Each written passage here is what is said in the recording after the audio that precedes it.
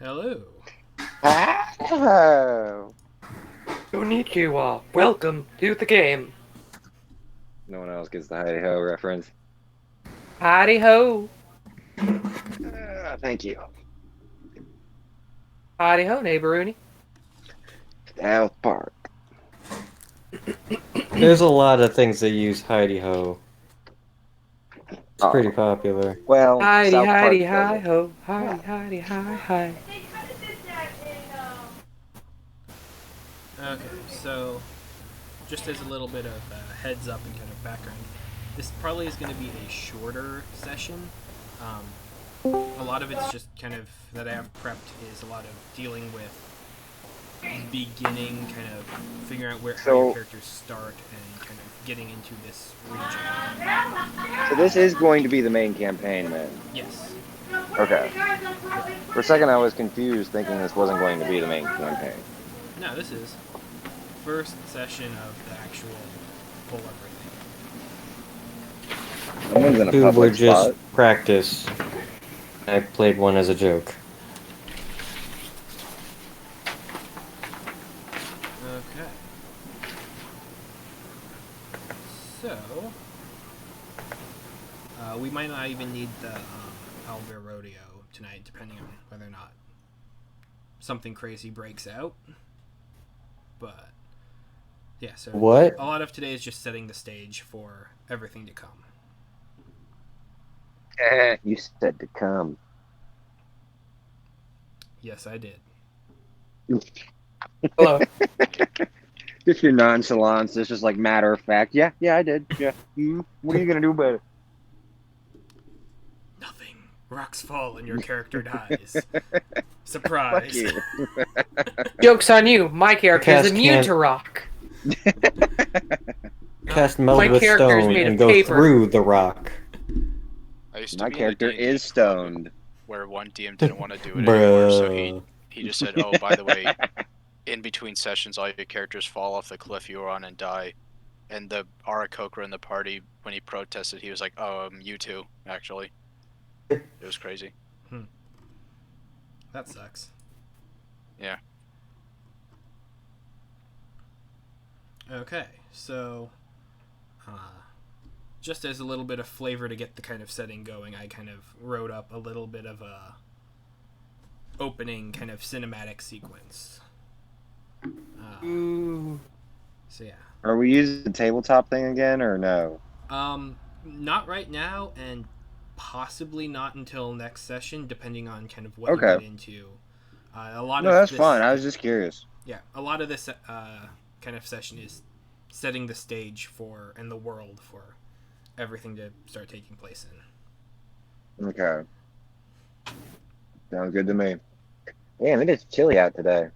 Like 57 over here. Oh yeah, it is because there was a huge rainstorm that came down through. What does this word mean? What does what word mean? I don't know. Put it in chat. Napoleonic? It means it's like Napoleon. Napoleonic. Okay. I could not read that word for the life of me. What the fuck does that say? Napoleonic warfare.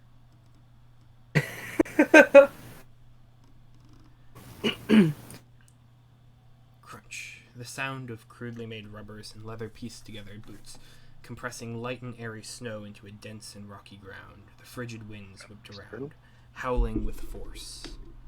The 22nd of Oberon, cycle of Ormond, 1253. The walking continues in spite of the cold and continual oppressive forces weighing down upon the individual. Others are behind them, 3, maybe 4 in total. It's hard to make out in the snowy air. They're breathing heavily. The Arakel Mountain, highest peak in the Alwina range, cresting the northern fringes of Heimgard, a 3-day from the outposts of Koratos, if you're lucky, and over a moon from the Solstisterium. We pull back from the adventurers, patches of rocky ground peering out from the snow, forming a graying latticework, polluting the pure image of clean white snow as the rest of the mountain comes into view. 4 individuals, walking in a single file line, all along a row, the leader holding a lantern out in front of them, lighting up some of the path ahead, even though the sky would seem to indicate that the travelers have several hours before hitting nightfall. They're grasping for any additional boon to visibly produce. The first in line kind of raised their hand signal to the others, who began to do the same, slowing down along the mountainous ridge they walked. We've got to be getting close. I see the trail widening out a bit in front. That's probably where Syrinx got wandered out on the last moon. Keep your eyes open. We're not really sure what it is he encountered here. The second one spoke up. That certainly doesn't look too normal, she called out, gesturing into the blistering and obscuring wind. Large shards seemed to grow out of the mountain. It was incredibly hard to make out with the wind and snow, and the mountains shadowing. It seemed like crests of stalagmites protruding from the rocky base at nearly 45 degrees. It took a moment to get bearings and make out the shadowed shapes she was pointing out, but eventually, I see it. Let's get over there. I bet those protrusions will help get us a bit of shielding from the wind. He called out forward and gestured with his arm as the rest of the caravan continued moving forward. They edged their way along the walkway, and when the formations became clearer and less natural, they were far larger and more jagged in nature, colored in blacks and blues and violets, having been covered in snow and rocks and stained by the wildlife around. Thunk. The footfalls of the party's rear echoed into the mountain, reverberating loud enough for everyone to hear. A metal plate seemingly built into the mountain itself that echoed their arrival throughout the entire structure. Later muttered, I think we might have made a wrong turn somewhere. Those words were lost and muffled by the wind. A humanoid form began to manifest itself out of snow near the base of the spikes, seemingly glowing bright from within, a light brighter than their magnesium-laced torches. It was blinding. A wintry cape and shawl covered the form as it slowly lumbered towards the adventurers. And now we cut to 3 years later. Okay. Spooky. Just a little bit of scene setting and all. A little bit of what's going on. So, first up, we cut to the general, Seth. Ooh. Howdy doody. The basement is dark and wet. It's kind of a squelching air around. You know that they can't find you, or at least you're trying to keep hidden. After all, you've been banished for a while, but, the adrenaline. You always have to find something else to get into. There's got to be papers around. It would be unlike them to be so neat and tidy with their dealings, especially in such a secretive location. Several corridors lead into a central chamber, circular, library shelves almost, with different vials and structures kind of holding different stones that occasionally just melt into place and reform themselves, dancing around inside of their glass housings. Hear some cries and echoes banging on the walls from further back. It's the prisoner cells. Some experiments gone wrong. But nonetheless, there's got to be offices, anything around here, anything that's going to let you in on where the penumbra is going to be striking, where they're looking for items and artifacts. What do you do? Mm-hmm. I keep looking for those offices then, and look for anything that's magical that I can find. Damn, it's windy out here. Go ahead and roll an investigation check. First roll of the campaign. Is that a D20? Yep, D20 plus investigation. Okay, hang on. No problem. Roll D20. I'm trying to look for my fucking dice. Okay, So I'm using the computer at the moment. So the dice says 13. What's my investigation? not bad. My investigation is 4, so I get a 17. Okay. In looking for everything magical, I mean, there's so much here that it would be impossible to cart it all out, to kind of did it one piece at a time. It's just too much, and you don't have any place to store it.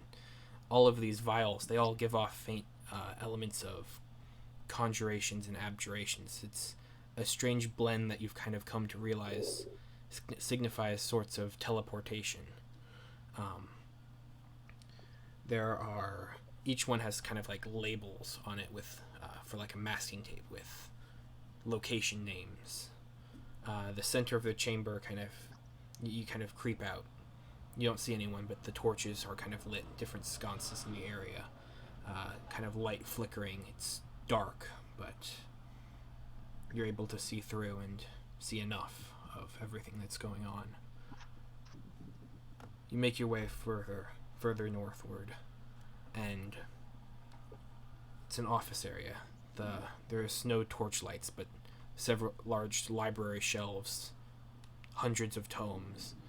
Take hours to pick through it all, but you see several documents kind of scattered about, quills and inkwells, surveying around. Do I do something now? You tell me if you want to do something. Yeah. I'd like to look at the scattered documents because obviously someone was dealing with those in a hurry. Okay. Go ahead, and this is going to be a rather easier check. Investigation, history, or perception. Your choice of those three. I'll do investigation because that's what I have the biggest bonus in. Okay. And I roll. Come on, no, there we go. I rolled a 17 plus 4, so that's a 21. Okay. Yes, it makes sense. These are letters from the counts and countesses in Viseria. There's large documents, kind of orderings, and just ledgers. A lot of ledgers, kind of talking about things that you've brought back. Elements from Shadowfell-laden areas, elements from other planes, other worlds, other continents. Lamps and swords and daggers and scrolls. And kind of What the hell is in the background? one of the other pages that's kind of nearby, it's talking about investigations in the north on the kind of frozen off and isolated continents of Heimgard. And there's one word in particular that catches your attention. One that you've never seen before, but it seems to be kind of the central piece that is connecting all of these different threads. They're asking you to find, or they're asking, technically not you anymore, but they're asking the Penumbra Syndicate to find Voskehorad. I'll put that in the chat. Ooh, is that what I think it is? You're welcome to try and figure out what that is if you have any knowledge. That's going to be rather high DC, but it would be history. I'll roll for history. Okay. You're I'm welcome. rolling the D20.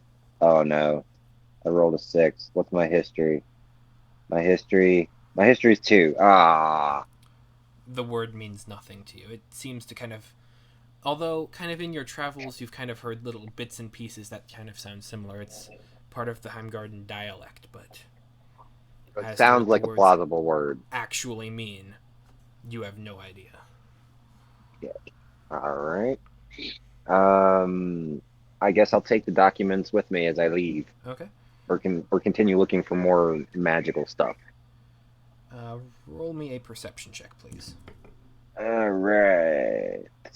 Roll. Ooh, a natural. Okay. When my perception itself is. Where is that? Oh, there. Oh, it's 0. Oh, shit. So just 20. Yeah, that's still really good.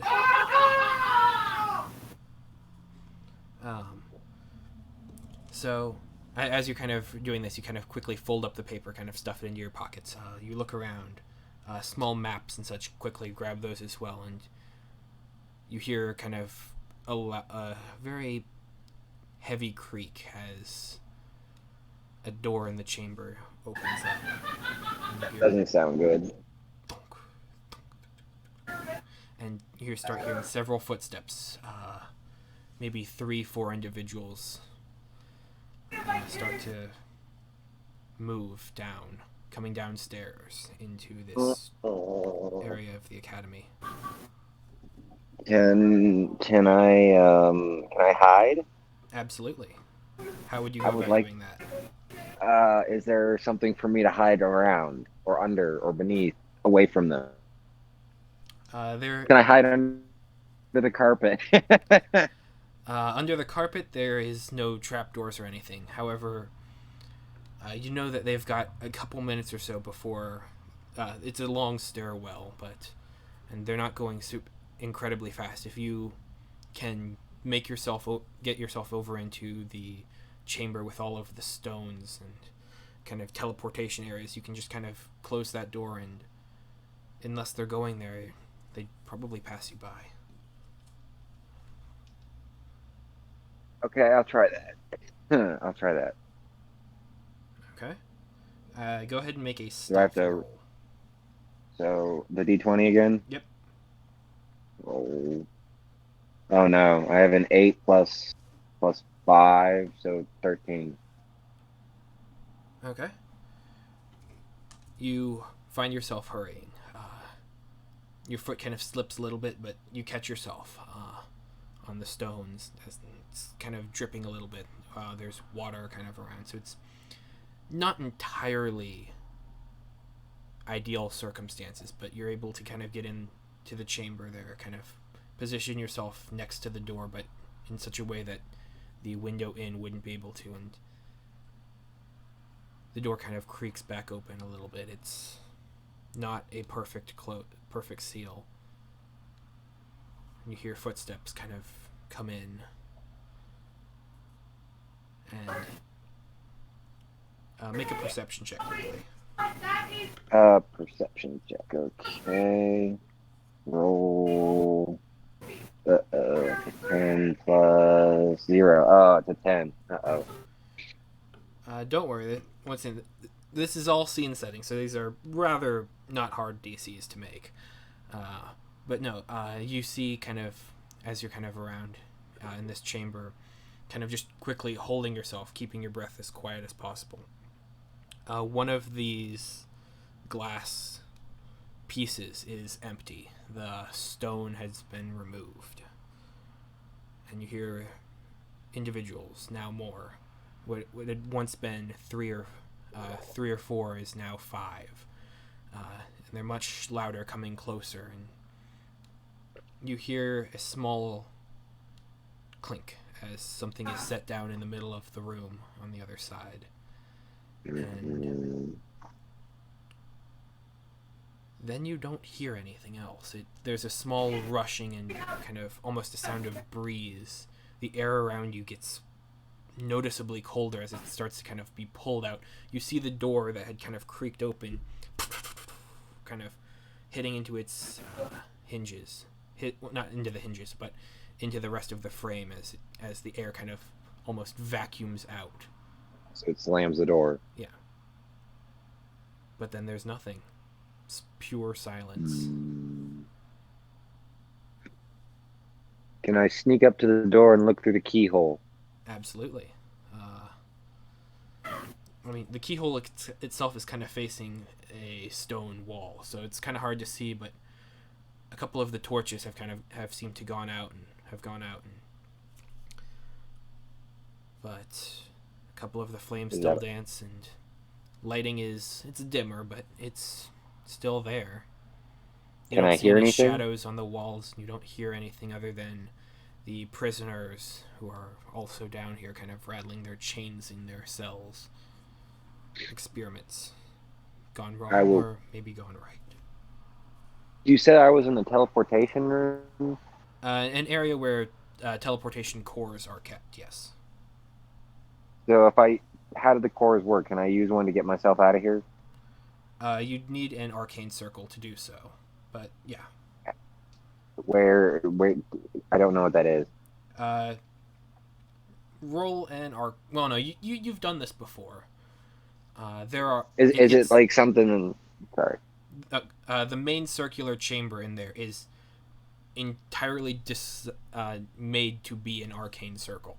so that you can place the core kind of in the center and it will melt and kind of light up the different runes and before reforming it, opening a portal quickly to another place.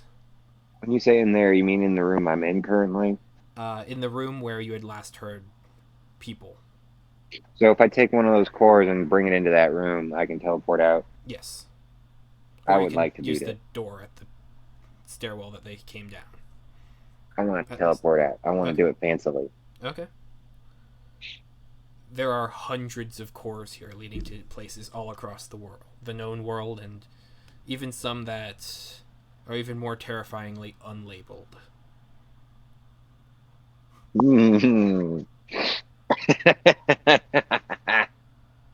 Let's grab the unlabeled one. Okay.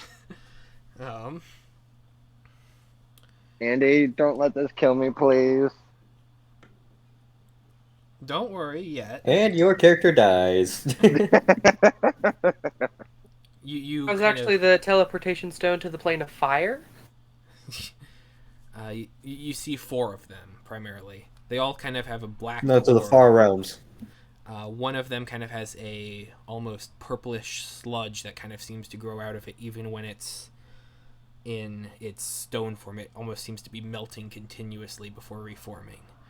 Another one seems to be burning almost as if it's an obsidian, so you can kind of see through it. It's reflective, glass-like. Third one is yellow. It's black with a yellow kind of fringing and dusting. It's of the ones that you've noticed, this is the one that smells the strongest. It's almost sulfurous. And the last one, it's very plain, just a gray slate stone, but it's floating in the middle of the chamber, and then it kind of reforms, kind of dripping down and then kind of reforming itself. I like that one. Okay. That one sounds.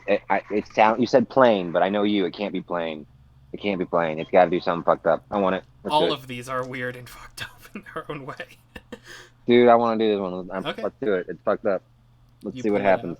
out. Okay. If it kills me, I swear to God. You pull it out of its chamber. The stone kind of, it almost electrically connects to your fingers and kind of maintains some semblance of form. You see it kind of melting, but also reforming around the different points where your fingers connect. And so it still is solid, but you're also holding a liquid in the air. It's very surreal. Cool. And you creep over to the door. Kind of opens inward. Torches. Of the 4 that were open in the teleportation chamber, only 3 of them are now lit. And there is a stone in the center of the room already. So they teleported somewhere. That's a reasonable explanation. Okay. So what do I do? Do I remove their stone to use it or something, or how does it work? How do I teleport myself? You would. Yep, that would be how it would be done. And then you'd need to make a Arcana check in order to kind of open the gate and kind of time everything to activate everything. Okay. Shouldn't be too extraneously So, difficult. Okay, so I if I want to do that, I do that. So then roll a die. Okay. Okay, You I kind of roll pull their a. stone off to the side. It's heavy, it's dark, but it's cold. Everything about it is frozen solid almost. Kind of set it off to the side of the chamber. It kind of, you see it kind of melt and deform, but then kind of reform itself off on the regular ground. You take the stone that you had grabbed from the chamber and kind of place it in the center. It hovers above the ground a little bit. You see it kind of dripping. Go ahead and make your Arcana check. So I rolled the d20. I got a 14, and I have a +2, so 16. Okay, that's quite good. You see the stone kind of melt entirely. You kind of whisper some arcane words that you've heard and learned from the other members of the society. And the stone kind of disperses into a silvery liquid that kind of flows between the cracks of all the rocks. And you feel kind of a rush as different areas of the room start lighting up with different colors, and runes kind of begin to ignite. And you feel the ground almost being pulled out from under you. But in reality, it's... You look down and you see the stone kind of melted around your feet, and you're just being pulled into it, and the stone kind of begins to reform as you're kind of pulled into it, and you're not in the chamber anymore. It's a small circular pedestal area amid large and tall trees that kind of seem to arc out of hundreds of places, green vines kind of dangling everywhere. It's floating. You feel an immense sense of weight kind of immediately upon your shoulders. Heavier atmosphere. It's... Wait, you've been here before. You know this place, right? Well, it's not quite. It's not where you usually go. It's somewhere else. There've got to be other places around here where you can find it. Welcome to the Feywild. Ooh. And with that, no we're going to idea cut where on that to the next character story. Gotta figure out how I you... feel like I fucked up. That's only up to you to decide. We're just gonna have two campaigns. One where we're all just in the frozen wilderness, and then Oh no. character out in the Feywild just enjoying life. Oh no, I'm sorry. Hey. Oh no, you're fine. This is fun.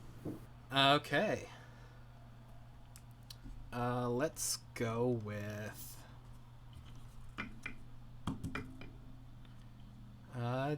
Tanner. Oh. Okay. The day is kind of growing dusk, and you kind of get the broadsheets kind of delivered to your dormitories and your rooms on your Bardic College's campus. It's lots of just general things that aren't of interest. Noble politics talking, and just guild warfare, and kind of just discussions. And warfare is already even too strong of a term. It's just debates and things that just never really interest you. They don't provide inspiration or Bunch of fancy talk. Yes, it's human squabbles, and it has never really provided much interest for you. Though there's a couple pages talking about mining expeditions that have been going on for the past couple of years. Nothing concrete, but it's just very humdrum. There's not much to do. What would you like to do? The world is yours. Did you say I was reading about the excavations, or I was hearing about them? You've heard things. You've heard fantastical tales of people striking it rich and being able to support their families through all the way up into the major city in the Solstisterium.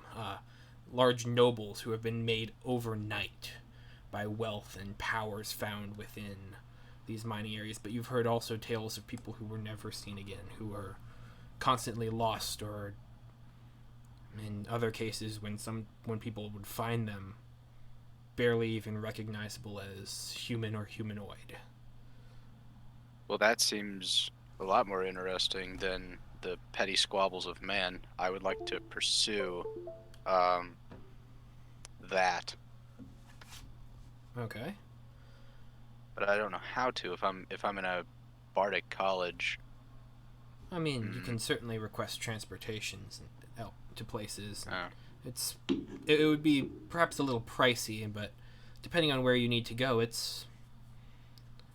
you look at the papers and you see that the areas where these kind of crazy things are happening and society is truly developing, or at least adventurously, it's maybe a week's journey out. It's not an easy trek, but depending on the kinds of transportation, it might ease your travels by a couple of days, if that is your intentions.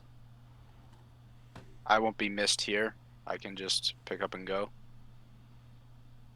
I mean, everything is entirely voluntary.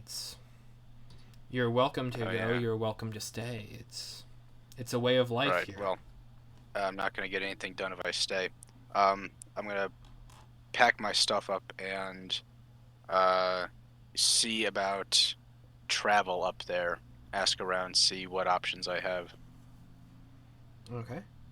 There are several different kind of carriages that you can get. You could rent horses. There are a lot. One of the major booming businesses as a part of this almost gold rush has been in transportation to and from the peaks and to primarily kind of Koratos, the main settlement that was once kind of almost a fishing village up to the north that's kind of exploded overnight, or really over the last 3 years, as many more long-term establishments have been built there with small tents and areas kind of built up around. There are hundreds of possible areas within this place, but it's roughly 3 days away by travel, so it's still a little bit separated from the Alwina range where everything is happening, but Right. it's kind of the perfect waypoint. Well, I want to go there. If travel is happening to and from a lot, then it should be easy for me to ask around, see if there's a carriage still taking passengers, and just hop on. Yep. You're able to find a couple. There's 3 different carriages kind of departing tonight. One of them is kind of very upscale, and it would only be you and a couple of guards who do, but it's much more expensive. It's roughly 150 gold one way. Ooh, I don't have that. Another couple, there's significantly less security, but it's a kind of open carriage wagon, so it's kind of have to bring your own comforts, and there's 2 or 3 other people kind of in there, a humanoid and a tiefling. The third option is the most bare bones by far, but there's 6, 7, 8 people crowded in together. It's almost in the back of a wagon that's led by 3 horses, somewhat malnourished, but they've been apparently running back and forth between this camp for the last several months. I will inquire the prices of the last wagon you mentioned. Last wagon is 2 gold pieces for a journey, but anyone who's in charge of the caravan is not required to protect or defend you in case of Jerky ambushes or any other bandits roving along the ways for people who are trying to carry wares back and forth or trying to do any sort of sales pitches. What was that word you said? Ambushes of what? Jerky. They are soldiers and kind of the White Guard, or as they're kind of colloquially known by people of the Solstisterium. They're the soldiers of the Caternan Confederacy. They're a branch of the continent that has politically broken off, and their rangers and barbarian kind of folk will roam the wilderness and kind of try and steal back anything that they can from, well, what you would consider Heimgard Prime. I see. I'll tell the carriage driver that I'll consider it, and I'll go to that second wagon. I'll see what their prices are. They seem to be more up my alley. Just for reference, Jerky is in the chat. Jiraqi. Middle wagon. Jerky Bandits. What? The Jerky Bandits. Yeah, basically. They're basically bandits with class levels. Well, I don't have beef with them. And they don't have beef with you either. You just have stuff that they want. That's the problem, isn't it? That's always the problem.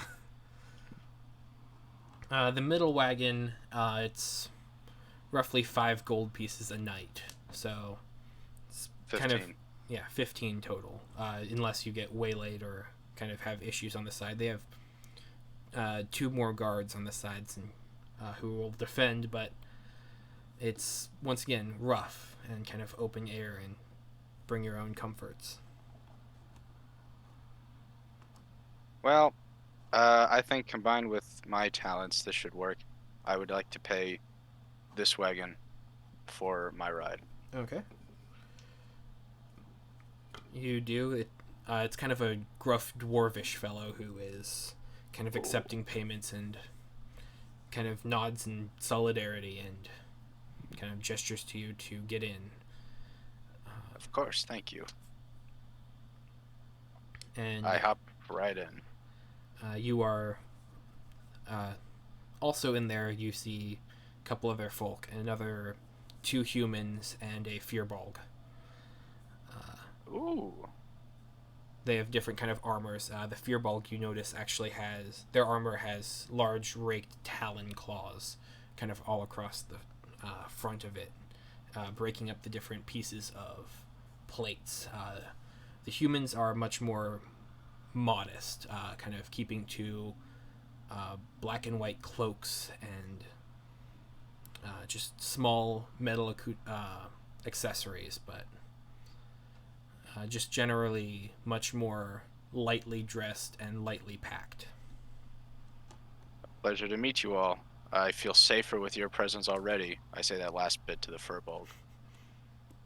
Kind of looks at you, smiles a little bit, laughs, and nods in your general direction as a sort of you two. I'll just get comfort. I'll sit in the wagon. Okay. I'll just wait for them to take off.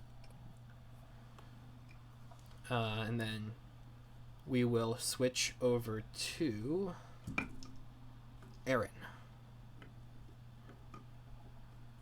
Me. Yes. To you. You are currently in the wildlands of Trija. There's several kind of mountain peaks and valleys and lots of areas that you've kind of traveled and begun to know and become accustomed to. The general peoples around. Generally nomadic, but nonetheless personable and respectful, and you've gotten along well with them. I mean, there's always a couple assholes in each party, but you know who they are to kind of stay away from, but you'll kind of catch up with them and move on week after week.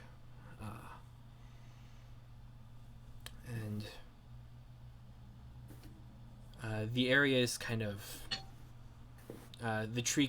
You kind of pass the tree line. It's kind of grows a little bit sparse towards rolling hills. You see small smoke areas near where you found that the city of Umber lies. It's large, kind of mountainous molehill area. It's very closed off. It's drow, pretty much only. A couple of caravans nearby, kind of going up to the different lakes in the area, as kind of a summer abode. Let me pull up my map just so I get the names right. Do I know if these guys are like nice or if they're just like, kind of assholes? They are pretty much all assholes. Yeah. Or at least in your experience.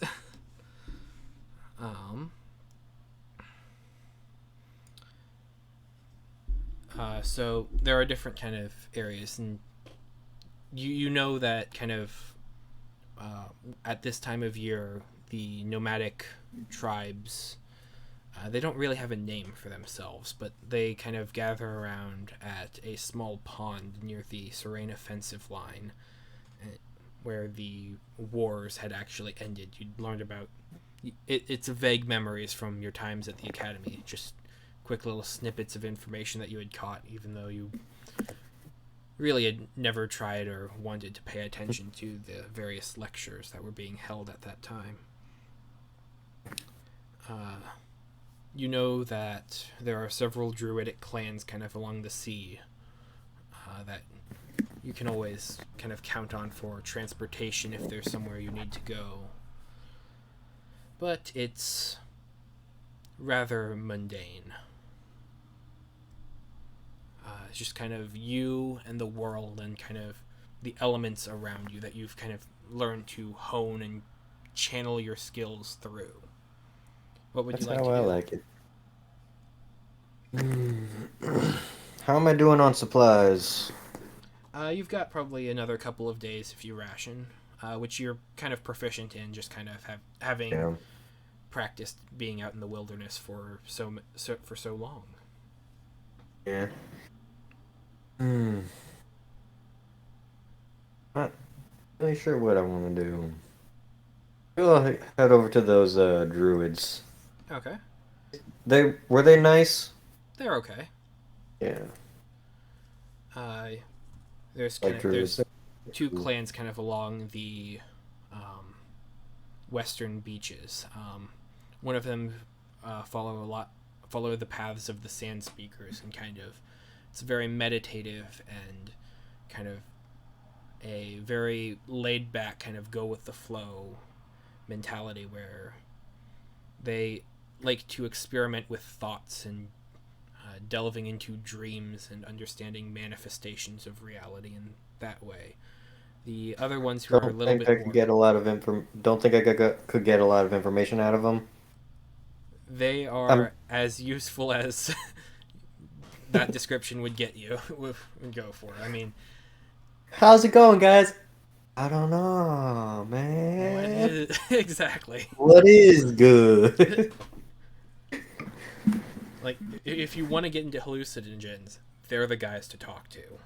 I mean, I probably did in the past, but why not right now? The other ones, kind of more southern along the coastline, they've kind of created for themselves out of druidcraft their own village and system. It's more vines kind of based that will warp themselves into structures, and they've just kind of begun taming the wildlands for themselves. Everything in the area is completely living, it's just to their wills. They're much more,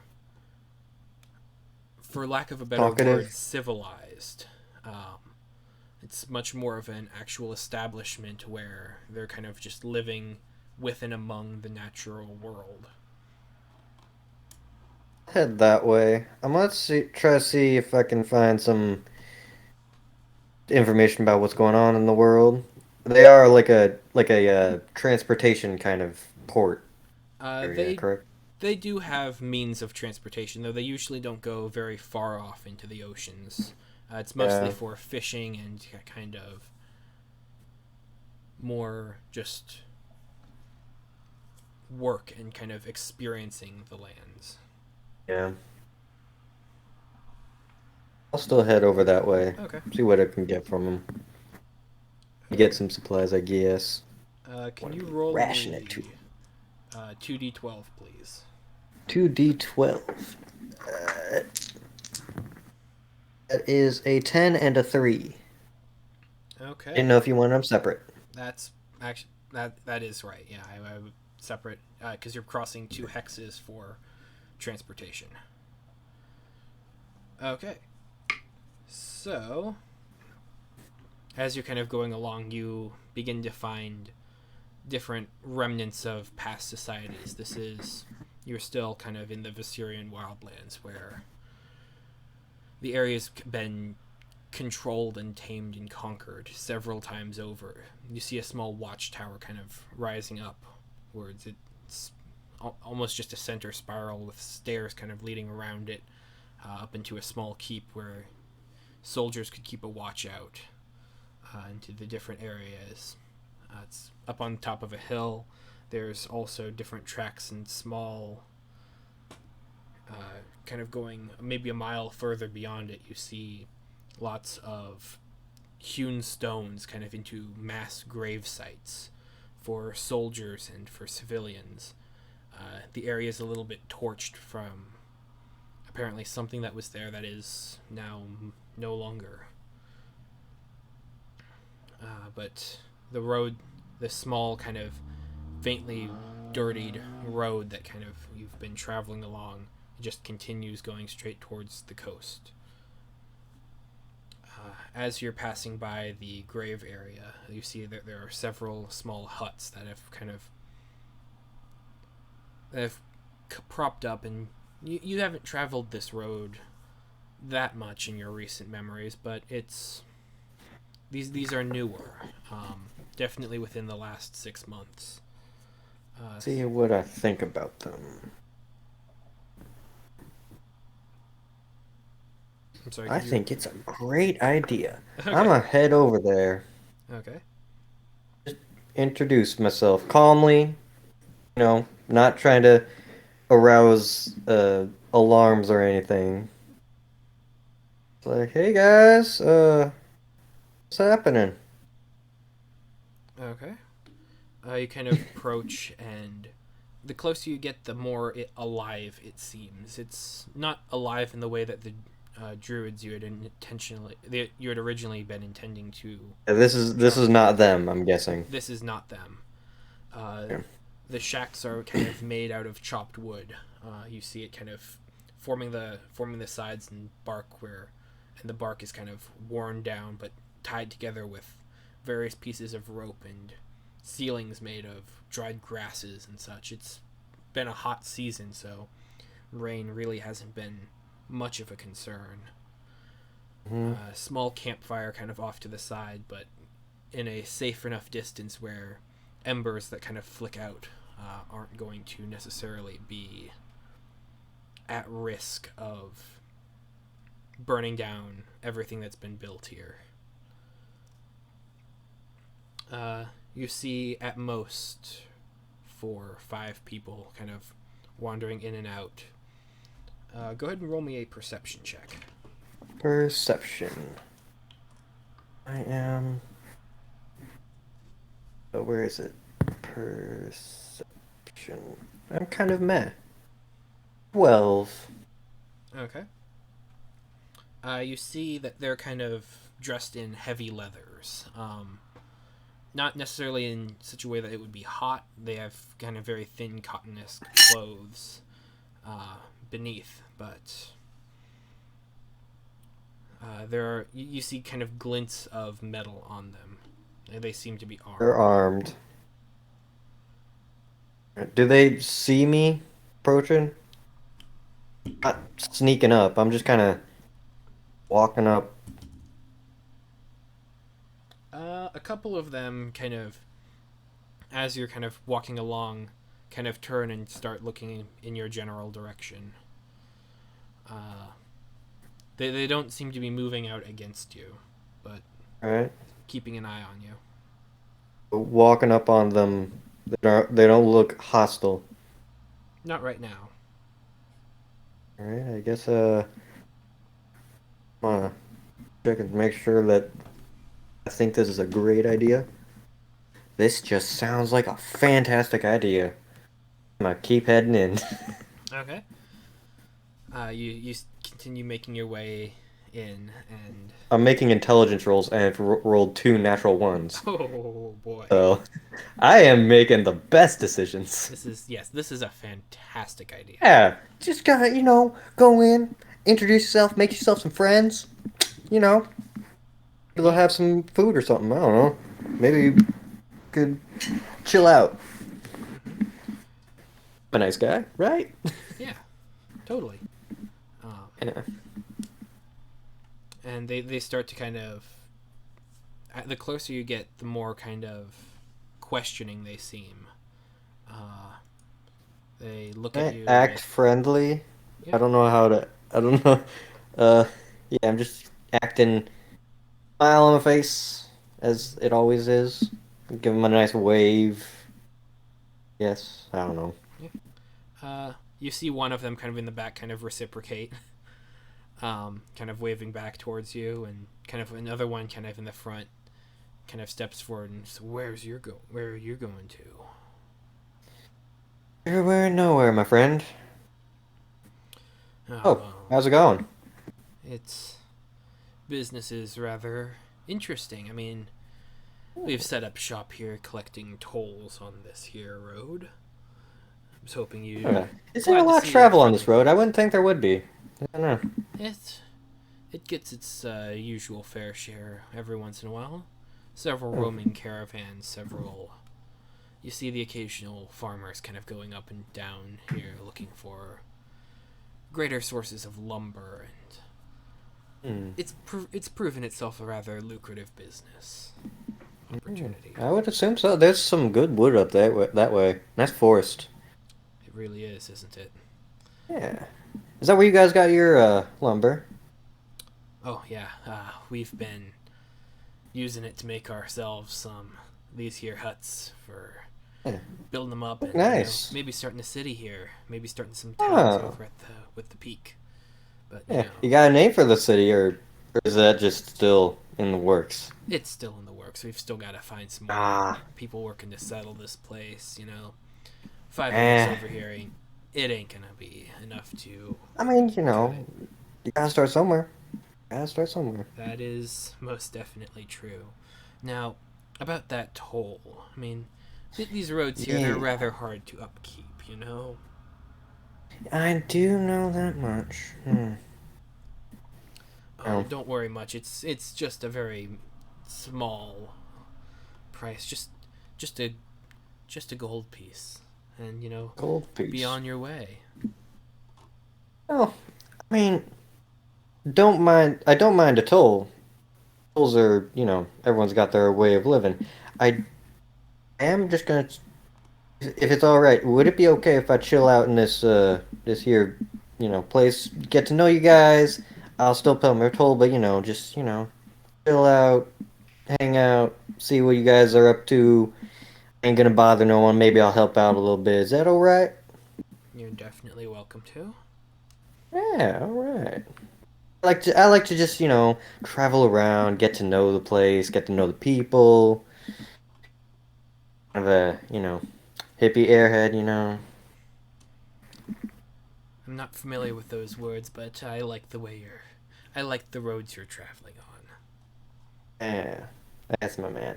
And I'll pop him over a gold piece. Okay. He collects it and just immediately kind of puts it into a bag that you notice, and it kind of jingles as there seem to be several of these coins kind of in it. Several the other 4 members one of them kind of heads back inside, and you can start smelling something kind of cooking over the fire. The one who goes inside kind of pulls out some books and kind of reading material, and they kind of lay down their hoe and their gardening tools and kind of head over towards where there's a bunch of stumps by the fire to kind of begin perusing different books and newspapers and kind of clippings from all across the continent that they've skimmed off of travelers. Am I getting the sense that these are bad guys? To say the least. They are if you don't pay the toll. I'm actually gonna roll a inside check on just for myself. Okay. I think these guys are fantastic. I rolled a 2. Yeah, I mean, they seem like very straight upfront fellows doing their business, and yeah, I'm making friends with bandits. All right, entrepreneurial spirit, all of that. Yeah, stuff. Everyone's got their own way of making their living. I guess I'll just hang out with them a little bit, talk with everyone, try to get some information about like what's going on in the real world, as I, haven't really been connected to that for a while. Okay. So you kind of approach the one who's by the fire, kind of taking a look through the last probably several months' news and information that's kind of been slowly trickling through along this path. They carry a couple heavy books that one of them kind of seems to be in common. It's about transmutative magics. Another one has no labeling on the spine.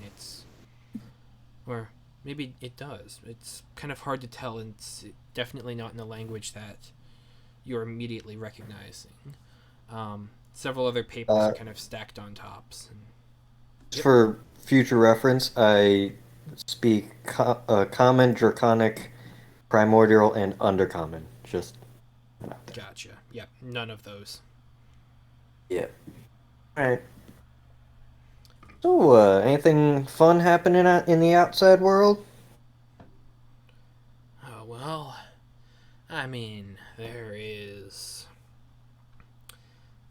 Man, I can't do... I can't get into the voice. He kind of has a little bit of a almost Southern-esque drawl, or at least, and it's kind of a little bit spaced out, and so it's a unique pairing that you haven't heard on this continent either very much or at all. But it's very backwater-esque. But at the same time, charming in its own unique way. Newcomers. Well, we've been getting some news, and Dragon's forces are kind of retreating. I mean, apparently that was kind of flips up the page. Back into lore. That's 5 years ago, and he kind of takes the page out and kind of tosses it into the fire. As it kind of 5 years.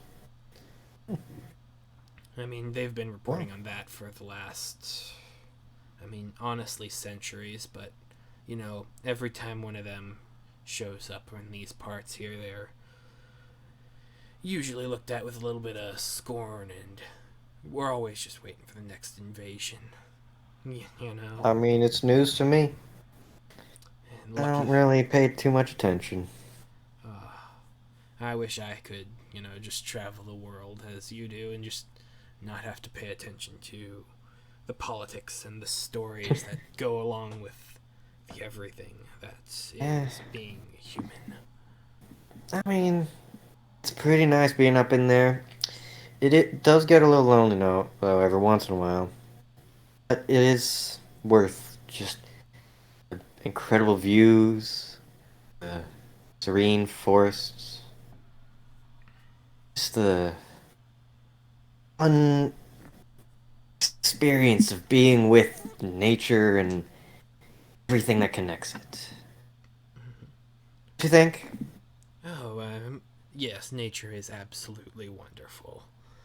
Wonderful places to set up, wonderful places to build encampments and embankments, and wonderful opportunities to make and hide from those who seek for, you know, the coins.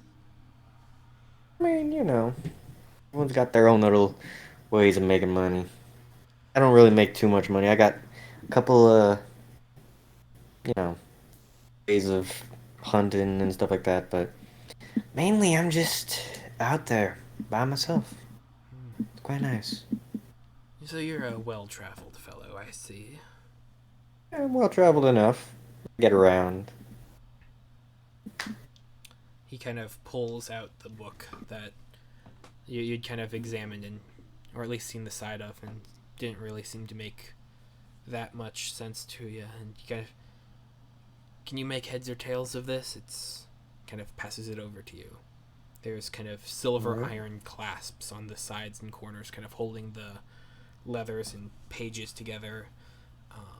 It's kind of a almost velveteen violet cover on it, with small little specks of metal that have kind of are holding everything together. It's very well put together, and it seems like it would be a rather expensive book. Can I open it? Absolutely. I'll take a gander inside. The book is entirely handwritten.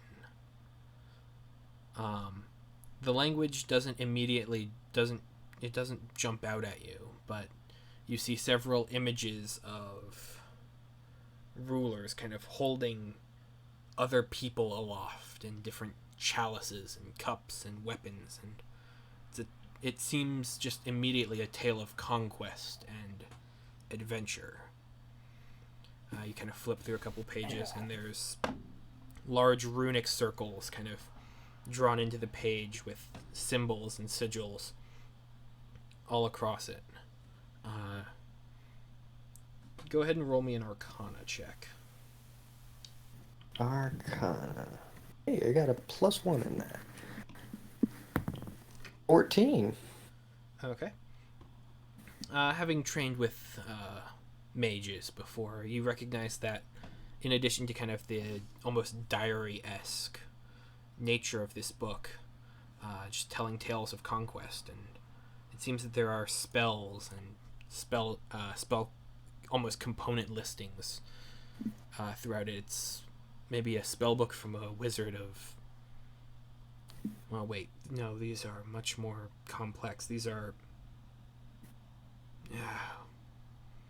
upper tiers of magics, but at the same time there's also very basic elements and kind of sigils, stuff that you recognize even though it's just in form, not in language. It's vexing.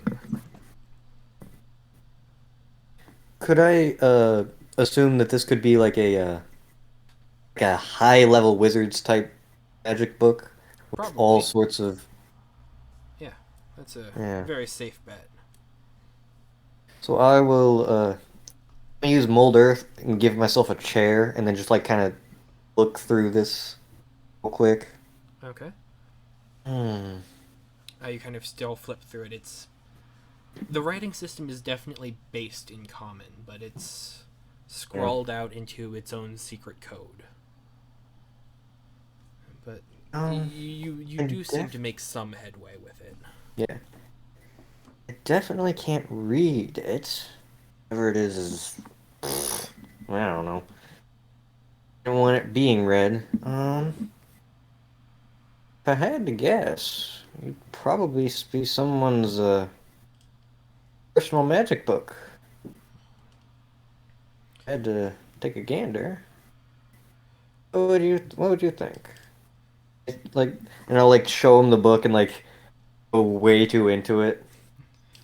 He kind of turns back and kind of sets the newspapers and such down off to the side and kind of pulls out the other book. It's similar in nature, but the cover is much more red in color. Mm-hmm. Kind of opens it up, and it's a very basic spell book. But in just could I get this is his spell book? It's a reasonable assertion. All right. And he kind of you kind of point out some of the different patterns, and he kind of flips to a couple pages where he had tried to copy them and it didn't quite work out right. But it's an interesting dialogue as you go back and forth over what each thing could be and kind of how you recognize certain different patterns in the text and in the form and in his very kind of crude and rudimentary manifestations and tried duplications of it.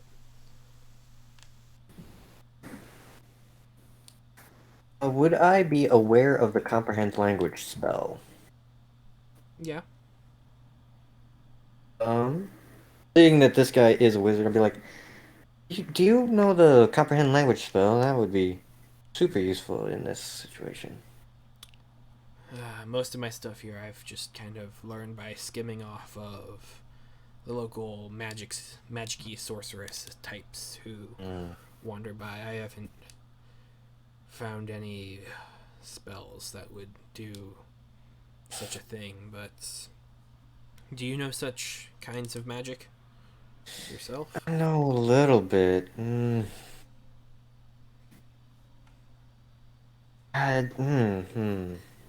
Well, I mean, the direction I'm heading, I got a couple friends in that town over there. They might be able to help me out with it.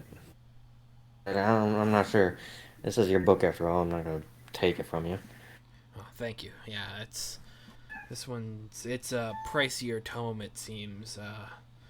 The guy who had it Ain't didn't really got- seem to know what to do with it. I ain't got room for books anyway. I got my stick, I got my bag, and that's about it. That's all you really need to have a fulfilling life in this here Yeah. parts of the continent, isn't it?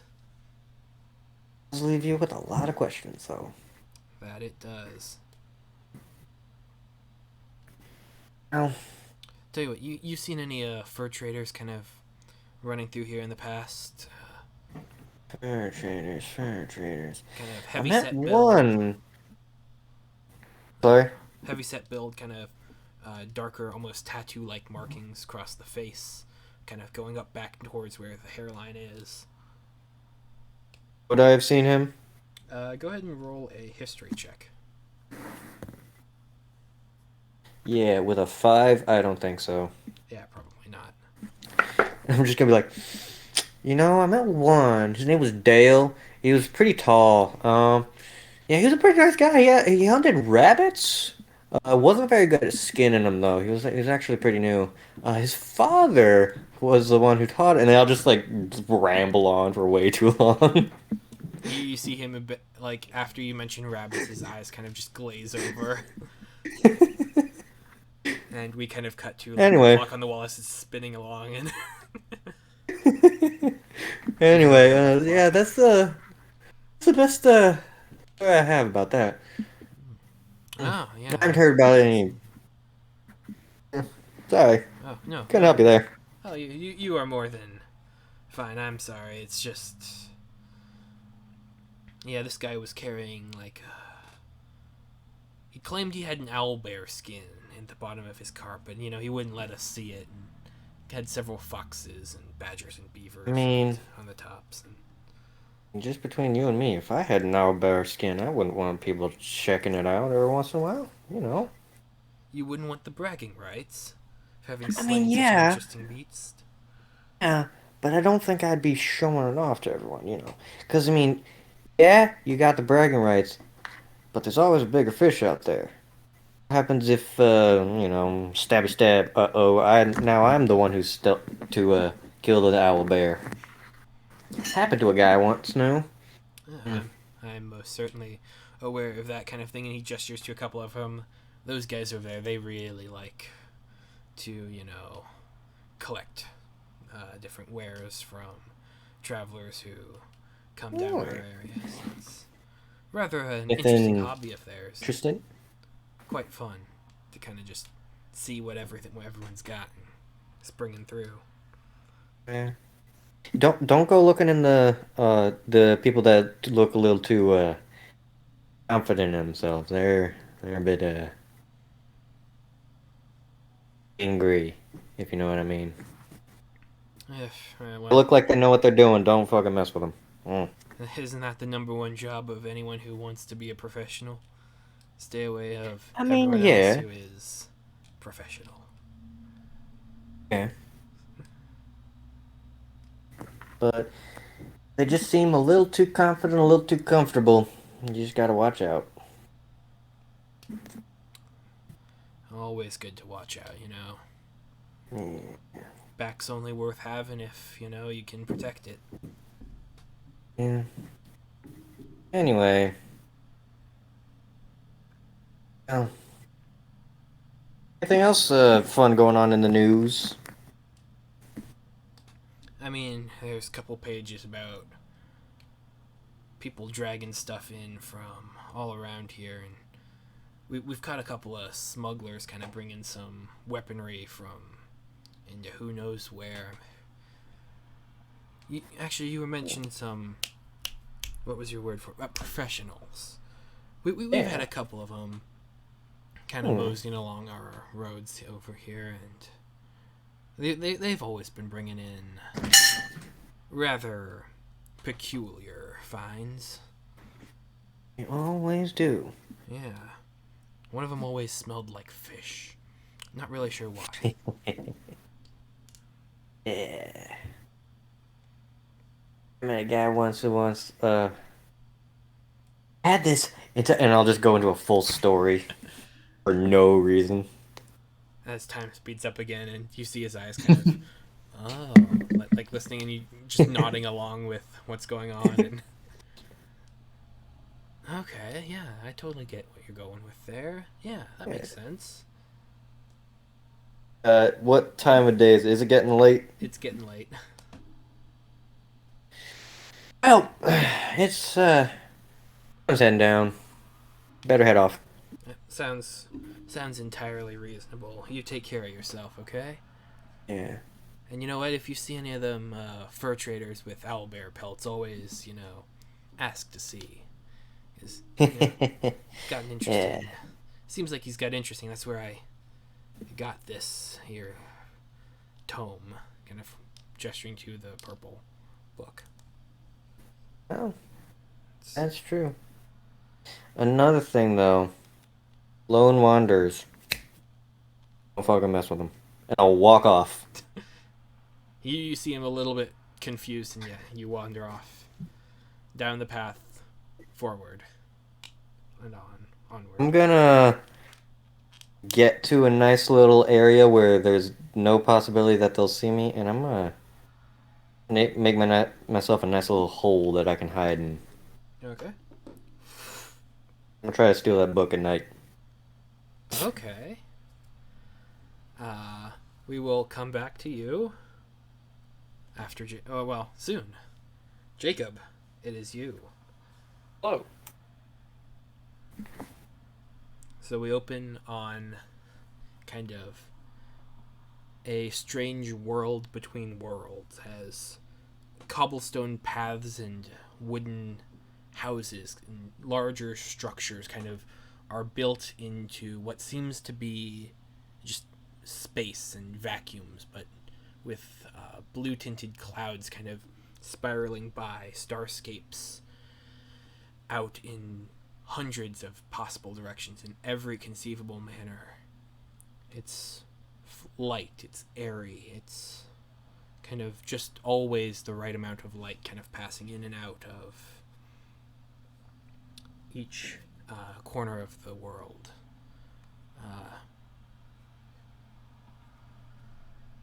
You find yourself in a small room, the room you've always known. It's a storage area.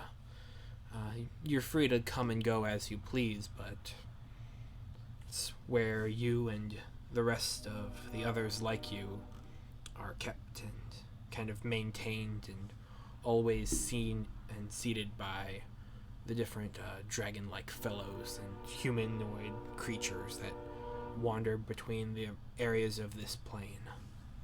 Demi-plane. What would you like to do? The world is yours.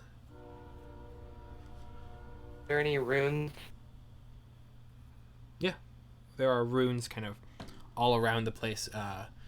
Couple desks with large piles of notepaper kind of keeping detailed documentation and notes, folders that have kind of been sandwiched in between tomes on shelves, and everything just kind of... You see lots of target practices and armory areas. This is almost a small military unit in different... that's kind of been spread out along different factions. Scanning. Do I have any orders? None right now. I'm going to walk out and look for anyone I can find with just my vision alone, without directly going further outside. You kind of wander around. There are dozens of people that just kind of wander past you by. You're a tool there. You are seen as just being. They are...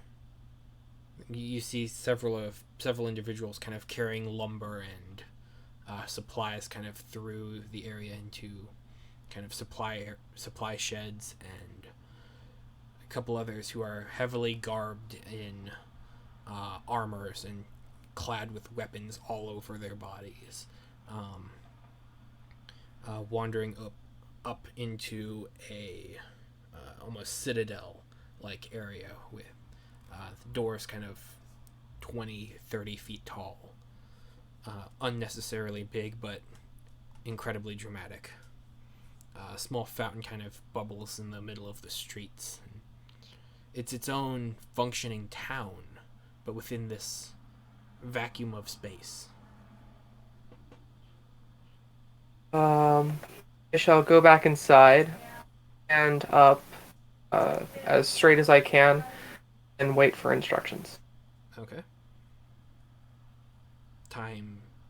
It's almost irrelevant here. And you kind of just boot down and wait.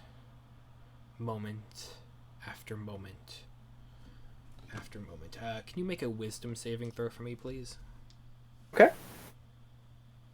That is a not natural 1. 2 minus 1. Okay. As you kind of in this state, just waiting for orders, for instructions, you almost hear thunder rumbling in the distance. A heat kind of building, but nothing substantial. You see small archways kind of in your mind, but it's fragmented. It's hard to parse through. It's Error.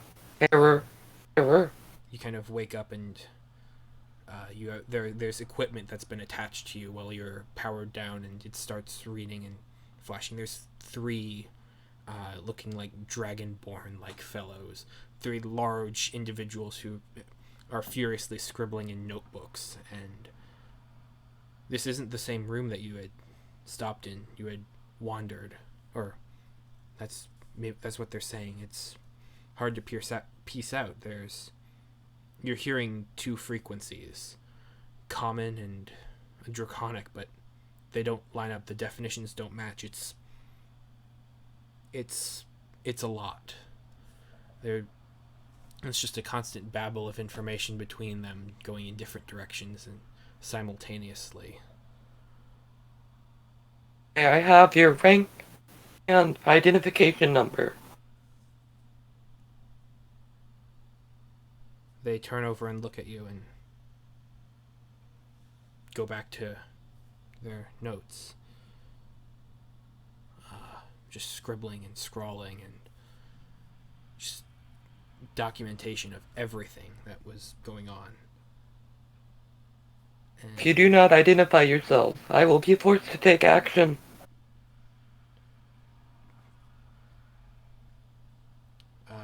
you see them kind of lay down their notebooks and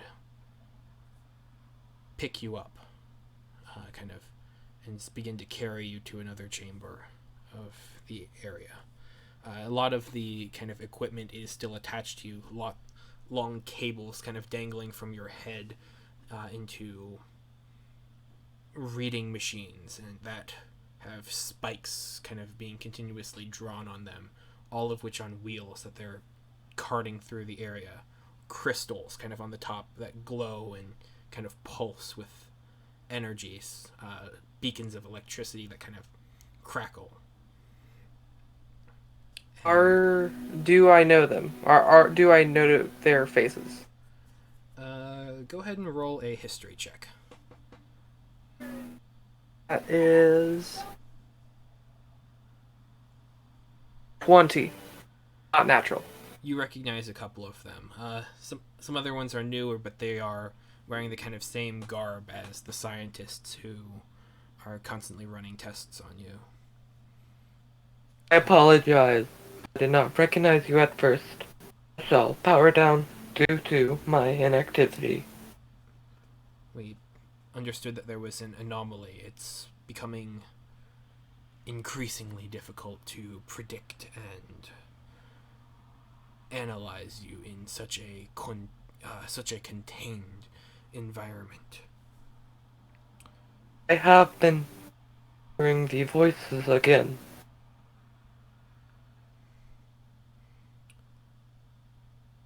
They are. You see him kind of immediately turn around and make that as a note. Is there any reason as to why you were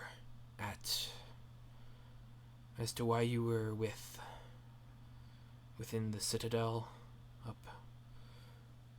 You were powered down but moving against your wills, or apparently.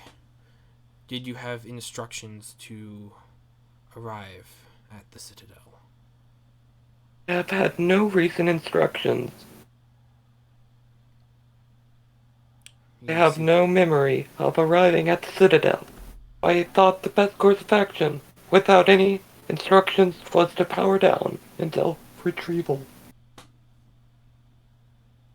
Understood. They kind of immediately make note of that. We have your next instructions and assignments. A contained operation. You are to gather intelligence and report back to us once you have conclusive understandings of all manners in which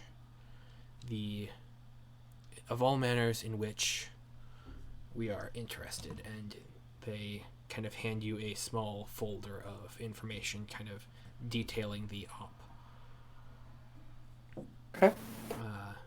It is relatively straightforward espionage work. You are to look for people who are kind of in charge, and strengths of the area, weaknesses, opportunities for investigation, as well as technological scavenging, and just anything that would present a harm to the order itself. Just a quick analysis of a situation. They list the time as a week, but you know, as you've kind of seen these contracts go, that they're rather fluid on the time scale, so long as information is gathered and worthwhile to the order. I ask how covert this mission is. I mean, a spy's best job is to never let on that they are a member of any order other than their own. You are your own agent. You do not work for us. You might have heard of us, but it's only a foggy memory. Processing. Understood. And I will immediately start going to the location.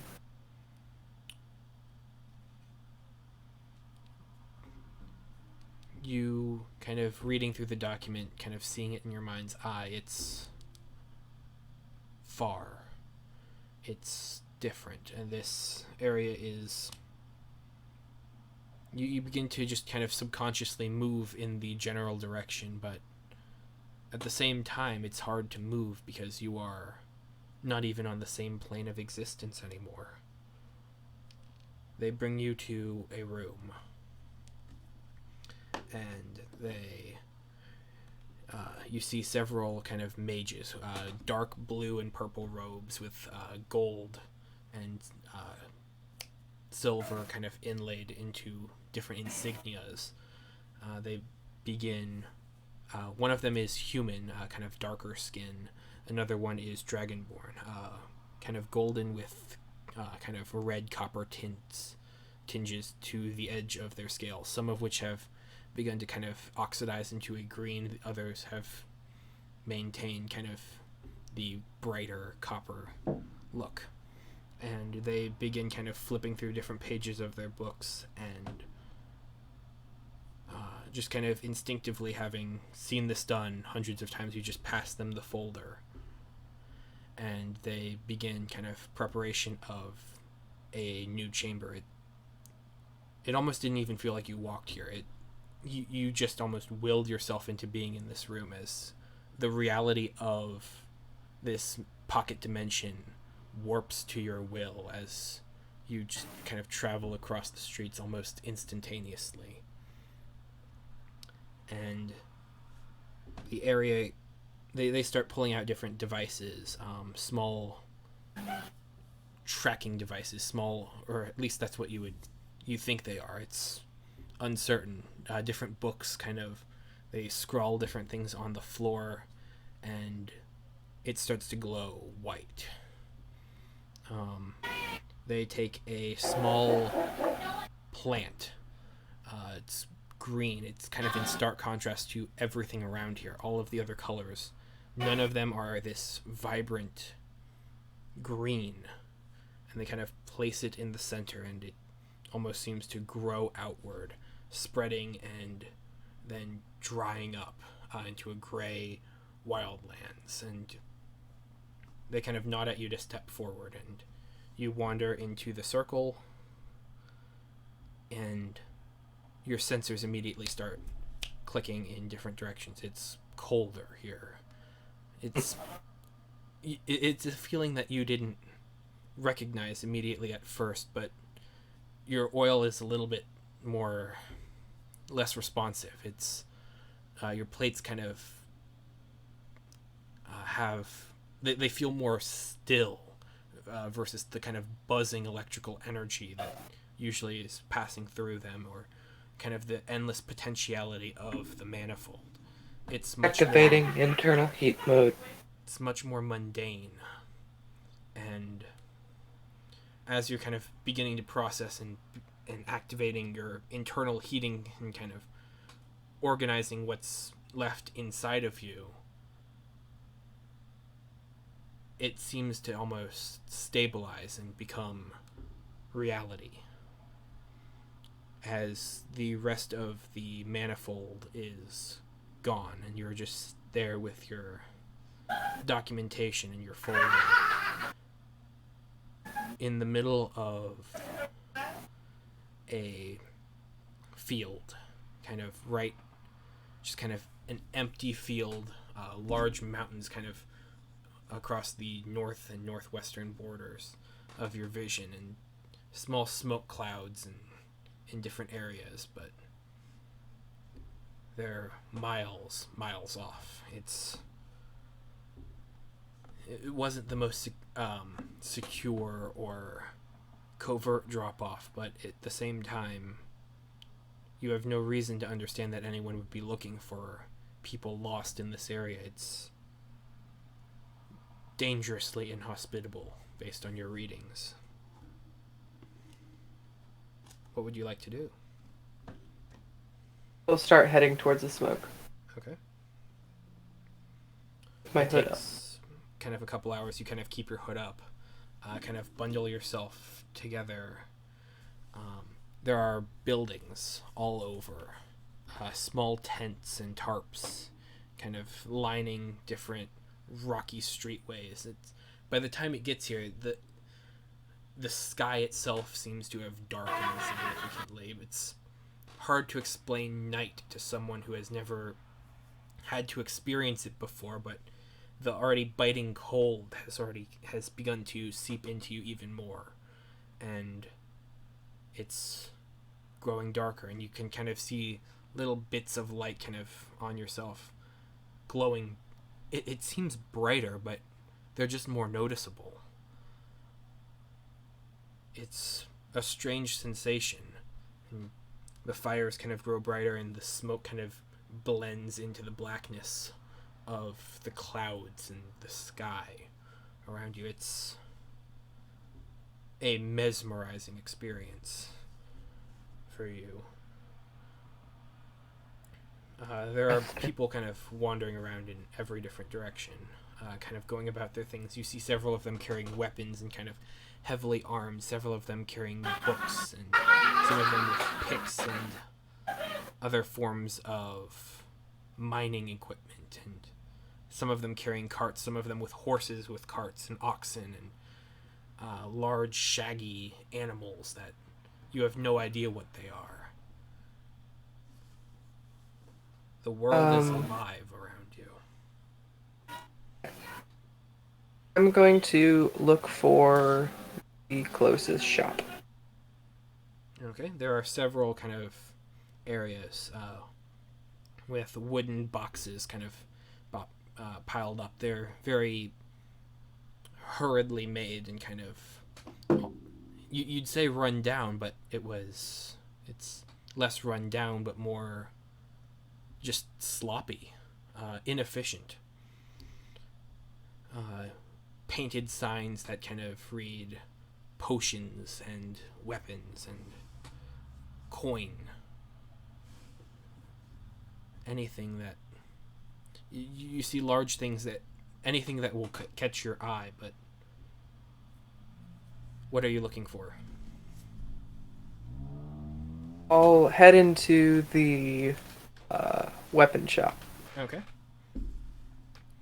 You kind of approach, and the door is light. It kind of it instinctively just kind of swings open, and the lumber that covers the ground is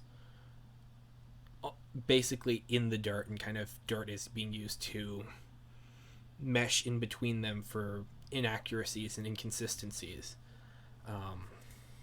There are several kind of blades kind of hung along the walls, some curved ones, some straight ones, some one that's very wavy and kind of has two hilts to it. It's several knives in similar fashions, curved, straight, some of them silver, some of them with red handles, purple handles, gold handles, some of them with gold blades.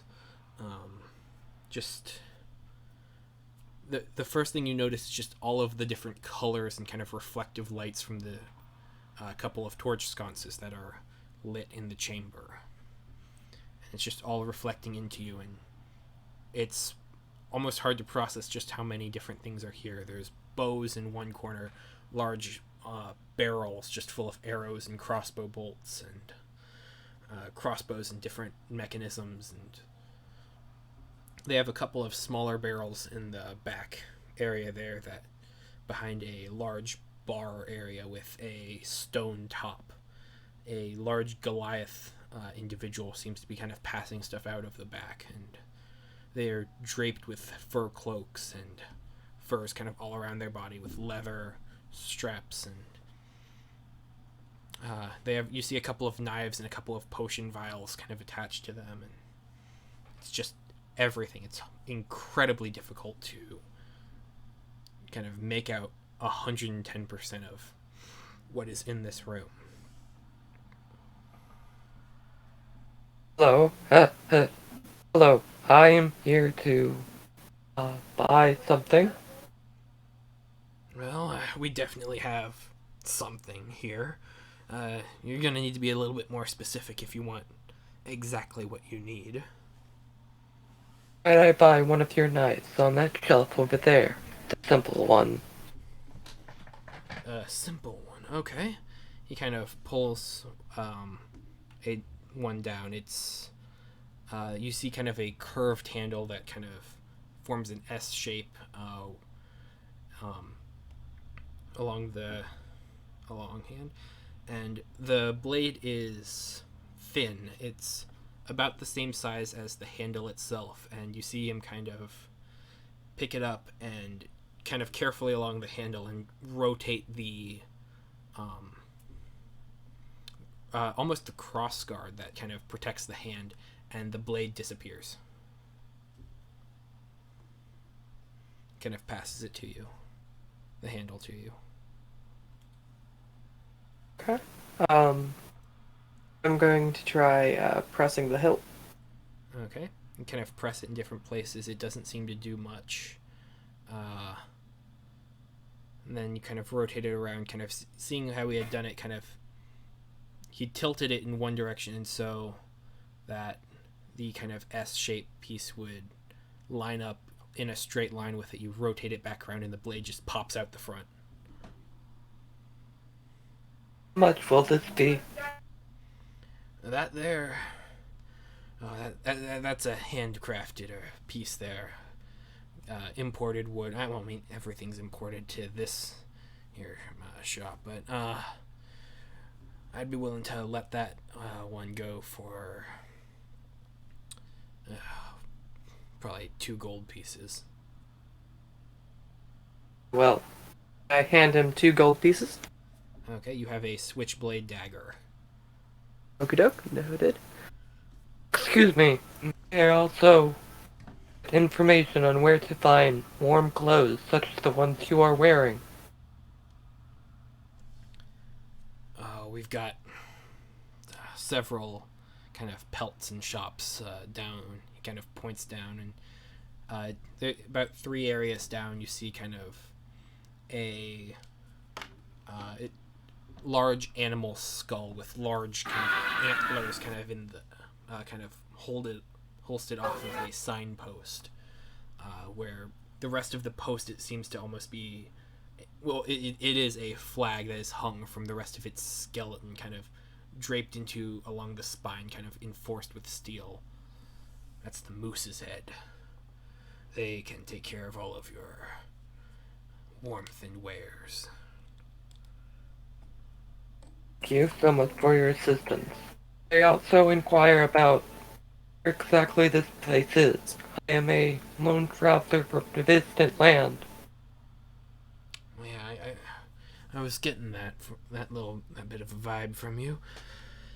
We're here just as a mining community. We're just looking.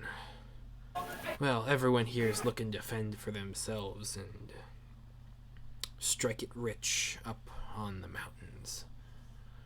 You see, items and parcels and books and whole lots of magically and wizardly stuff kind of has been flowing out of there for the past couple of years, and the more people found out about it, the more people wanted to get into it on their own. So we're all here hoping to make a quick coin from everyone else's fortunes. Understood. Thank you for your assistance. I have one more inquiry.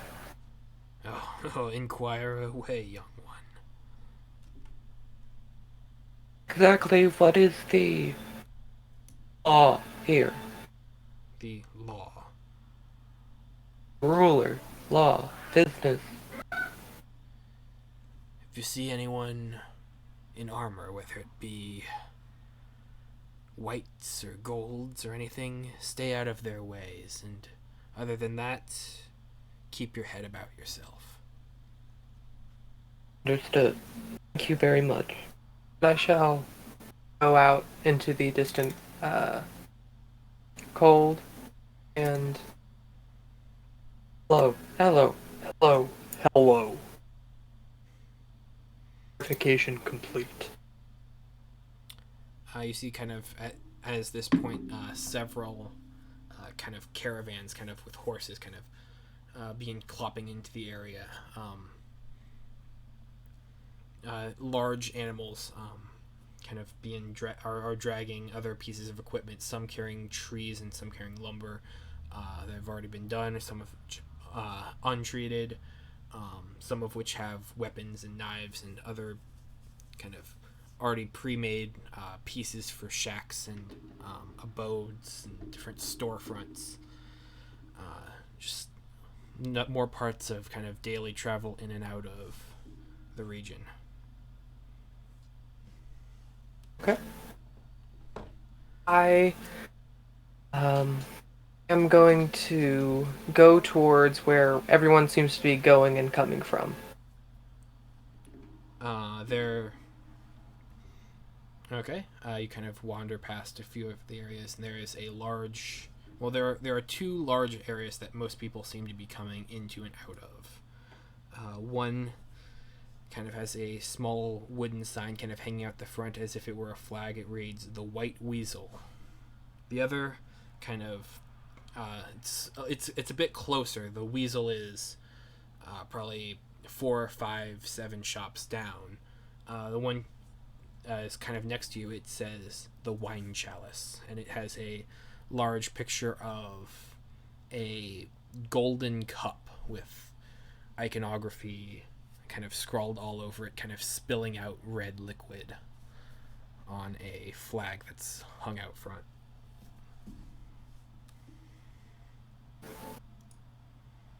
And is that where everyone seems to be mainly going or coming from?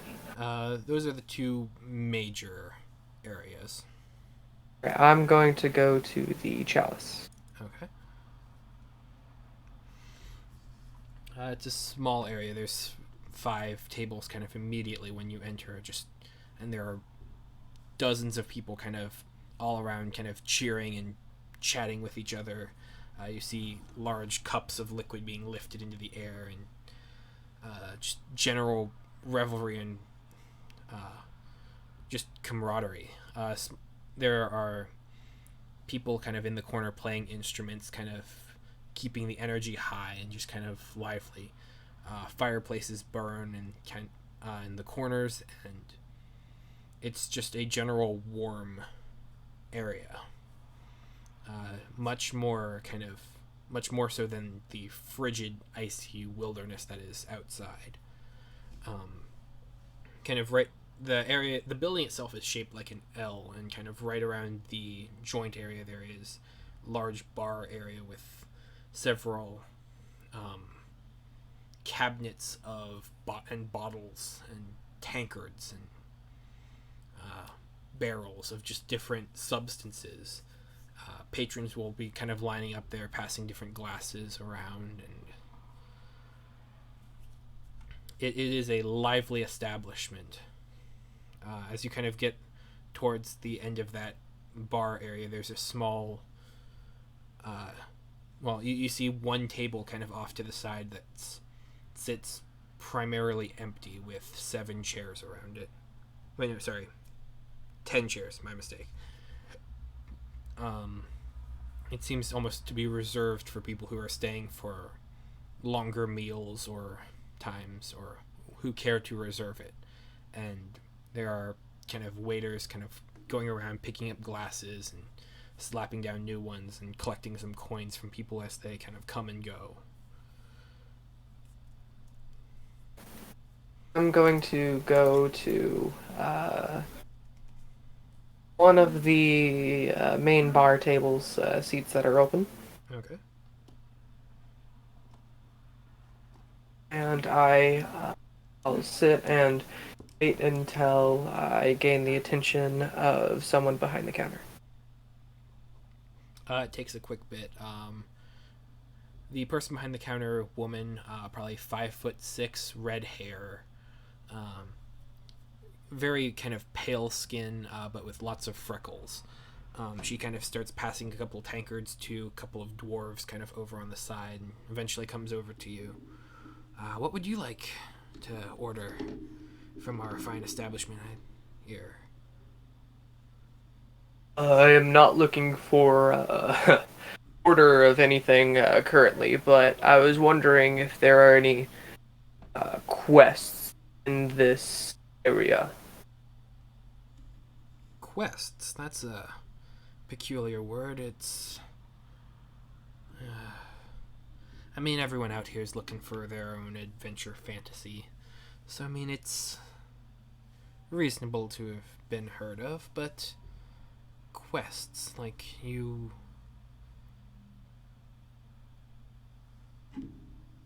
What is it that you're looking for out in this here hovel town? I'm a traveler. I am looking for any jobs, miscellaneous work to be done.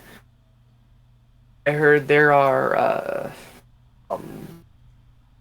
things being found within a local cave or mountain. Is that correct? Well, local's a bit of a strange and strong word, but yes, we do have several caravans that kind of come in and out of the mountains. Several orders of miners will head out there. Some of them will set up camps and such to try and draw all of what they can into carts and bring it back here, sell it off, or carry it off into, well, wherever else they go. It's a rather chaotic setting here. Do you know where I could find some of these caravans that might have items from this mountain you're talking about? Might have items. I mean, depends on what you're looking for. We've got we've seen books come through here. We've seen weapons. We've seen shields. We've seen... Quite frankly, we don't know what it is. We usually just send those over towards the alchemists, and they're working to identify and divine purposes beyond, well, beyond hunks of metal. I would be very interested in being these alchemists. Perhaps they could offer me some work. You know where they might be? Oh, yeah, and she kind of points kind of down the street, and there is a small shop that has no signs out front, but it's lit by candlelight in the windows, and if you go down there, you can kind of see different flasks and such in the windows. Curtains kind of drawn off to sides, and the windows themselves are reinforced with lots of metal and wood, but still able to be seen through and get straightforward pictures from. Gotcha. Thank you very much for your information. I am not looking to order anything right now, but I put down 2 silver on the table for your trouble, and I walk to the alchemist. Okay.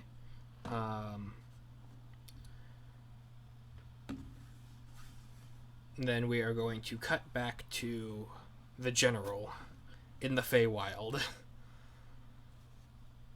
After having transported there from... Boy, I done fucked up, didn't I? It's an interesting scenario, but this is one of the ways that actually surprisingly everyone's backstory kind of comes together with. Weirdly. But So I unfucked my fuck up. no, but at the same time it won't be a horrible error. Well. But yeah. hey, there is no error in this game. It is only You gave me the good ability to do it, so I fucking did it. Yeah. I have no one to blame but myself, and it's totally fine because this is a great story arc. I like it. Alright, I'm gonna do what I'm gonna do. I'm gonna look around and see how I can get back, because I'm confused. It's the area around you. It's warm. Kind of, you see Hello? 2 stars. Oh, You cut out I did? completely. Oh no. Can you hear me now? I can, seems yes. to- Okay. I can hear you It right was now. just for a second. Okay.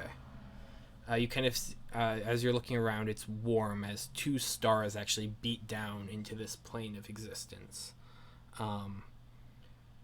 It's a little hard to kind of catch your balance, but you're kind of rocking back and forth, and you wander around a little bit, and the area you're in, it's a similar stone circle. Sans markings, sans stone, sans anything else. And there are benches and areas kind of propped up, and you wander a little bit closer towards kind of where everything seems to drop off, and drop off it does. You see just kind of sheer mountain just falling. You kind of kick a pebble, and it goes and just falls, and there seems to be water kind of underneath, but you never hear a splash. It's too far away.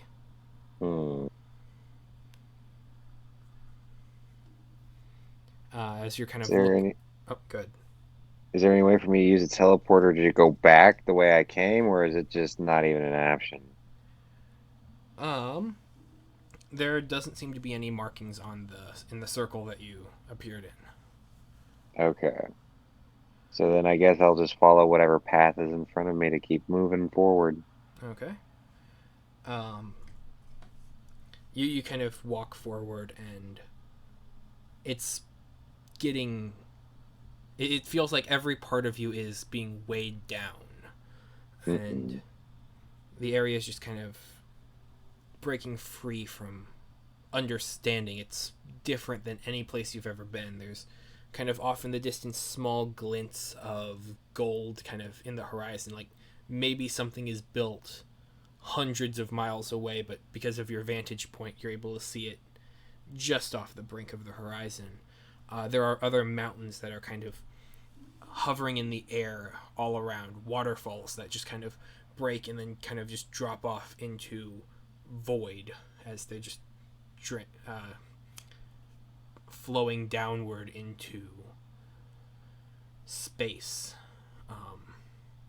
As you're kind of looking around the sky island that you are on, there is a thin rope bridge connected from where you are to another area, maybe a mile north. There are wooden planks of varying colors and kind of different textures, but they are all connected to this bridge, and it seems, well, old and perhaps a little rickety and kind of dangerous, but it seems competently put together. And it's just hard to just not instinctively look down into the vast nothingness of what's below. I reach into my coat and I grab a cigar and I look down and I say, "Good golly, Miss Molly," as I start to cross the bridge. Okay. Go ahead and roll me a dexterity saving throw. Dexterity. Okay. Roll. Oh, no. Oh, Love character dice. No. I got a 1. oh no. What's my dexterity right at the moment? My dexterity is Plus 3, three. so I rolled a 4. I rolled a 4. I believe you're proficient in this saving throw as well. I am. Okay. So then you'd get to add your proficiency as well, so 6. Plus 2? Yeah. Or no, plus 3? Wait. Plus 3 is at 5th level. Okay. So 6 then.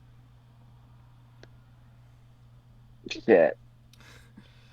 You begin to kind of, you step out onto the bridge, and it's a good thing you didn't place all of your weight onto the first piece, as it kind of splinters and just breaks, and kind of, you see the lumber just kind of fall.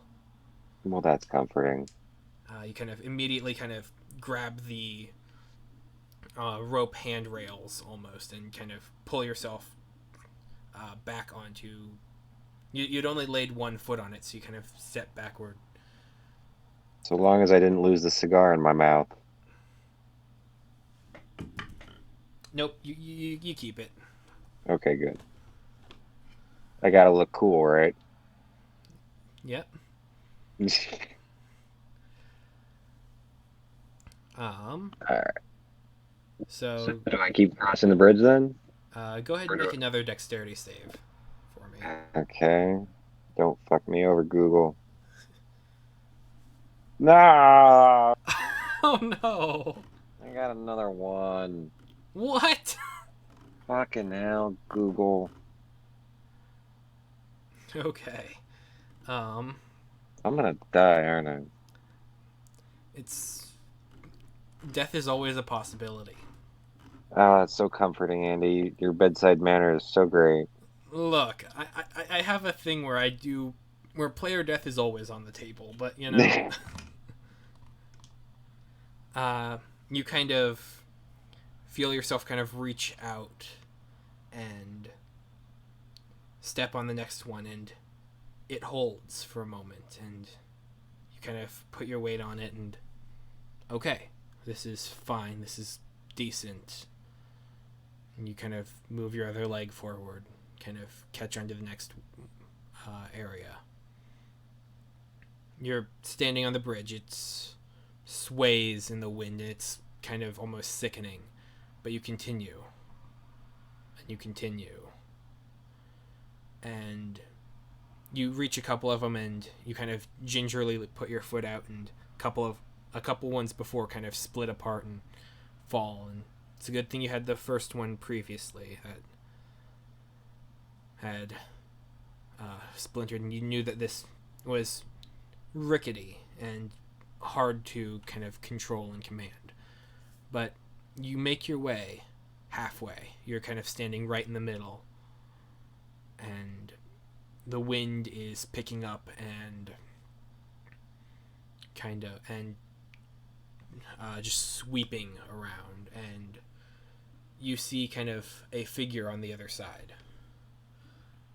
You do not recognize them. They're incredibly far away. It's almost hard to make them out aside from kind of the grays of the smoke and the mist in the area. And then they start kind of floating in the air towards you. I draw my gun and I shout over to them, "Hey, you friendly?" They do not respond. They just continue getting closer and closer. And What do they look like? as As they they get closer, can I make them out any better? yes, they have kind of long, darker hair, kind of golden bands around them. Do they look hostile? They do not appear hostile at the moment. They appear curious. Kind of wearing lots of green garb with gold kind of inlaid all around it. This is elven, actually. It's hard to tell whether male or female or anything else, but they're elven. They look almost as though a noble from the world that you hail from. I'm going to keep my guard up around this thing. Okay. And you see another couple. There's 2-3 others, and they also begin to just kind of float on the gravitational waves of the area around until all 3 of them are kind of surrounding you. And they kind of begin to communicate with each other in a language that is almost song-like, and how it passes and kind of weaves its way through the air. And they're just Does kind it of sound talking. pretty? Yes. Okay. Do you speak Sylvan? I'll start dancing to it. I do not. I don't know what I speak. I don't think I speak anything. Definitely common. I think probably only common, but Okay, then I guess that's what I only speak. okay. Because I don't know. We didn't go over this. Yeah, no, I don't. I'll have to double check, but yeah, they are. I'm not kind worried of, about it. And then one of them kind of directs their gaze and attention to you, and I dance to their singing. you kind of start moving around, and then you feel the bridge kind of swaying back and forth the more that you move to the sound of their voices. And one of them kind of looks to you and thinks in your general direction, and you kind of hear a voice in your head echoing, "Interloper, what brings you?" I go, I don't know. Lies. Buddy, if I got paid to tell the truth, I'd be rich.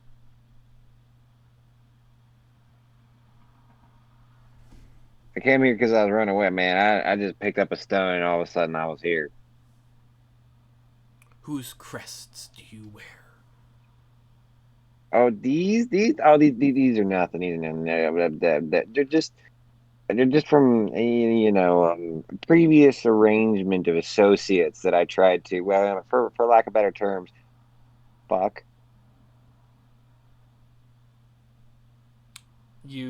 The elf kind of turns their head towards you, piecing together what you're saying, and like animals. No, not quite like that.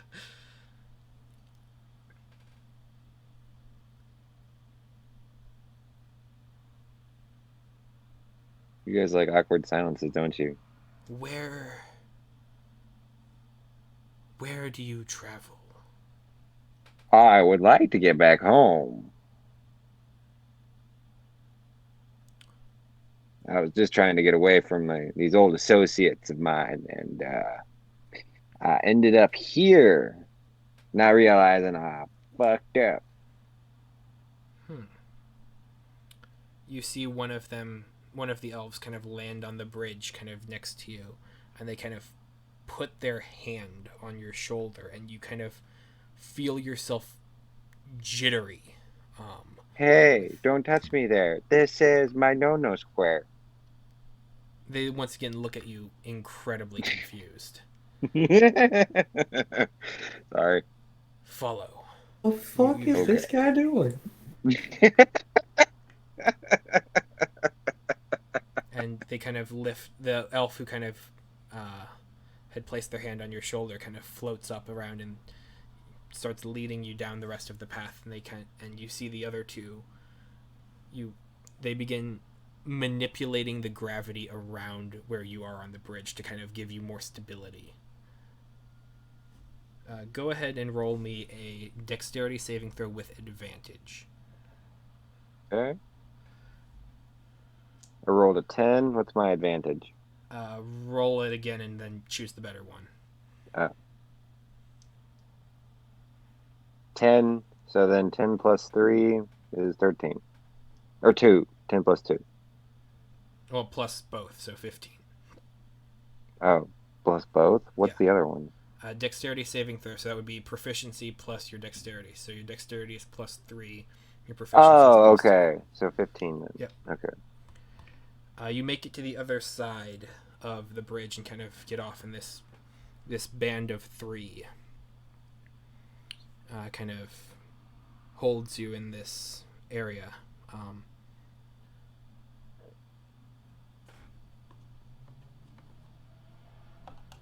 And they just kind of watch you, seeing what you are going to do. And the one who had kind of put their hand on you kind of starts floating kind of around you, kind of maintaining a 30-foot distance. I take a puff from my cigar and blow it out in a straight line so he'll eventually intercept it as he floats around me and ask, "What are you doing?"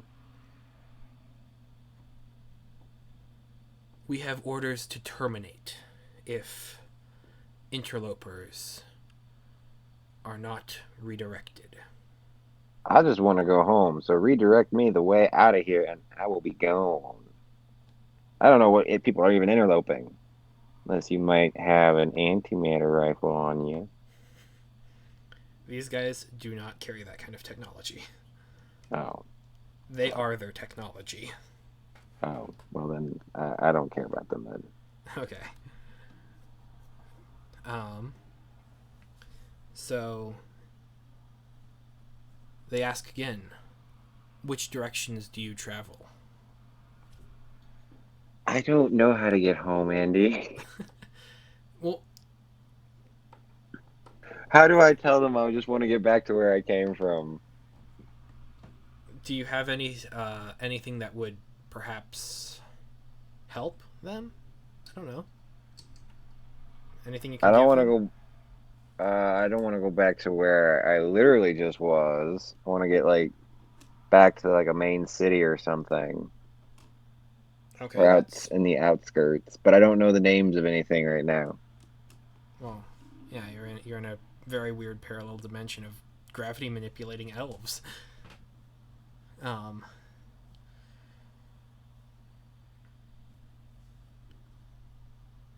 The other two kind of land beside you and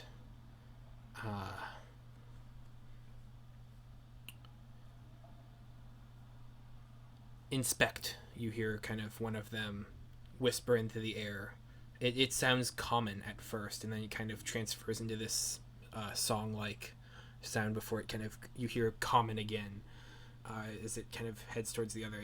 It's very trippy, kind of as the word kind of breaks down and then reforms through the air from one elf to the other. Can I use an investigation check to determine whether these guys would be easy to kill or not? That would be insight. Damn it. Yeah, sure. Can I? Well, how's my insight? I have 0 bonus in insight, but what the hell? Let's roll the dice. Okay.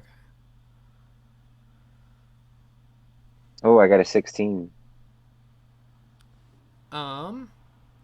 What does that tell me? They do not seem to be presenting any weaknesses to you. Okay. You do not necessarily think that one-on-one they might be able to be taken, but all of them together Pose a would be threat. cataclysmic. Hmm. So it's best to play nice at the moment. It's a reasonable interpretation.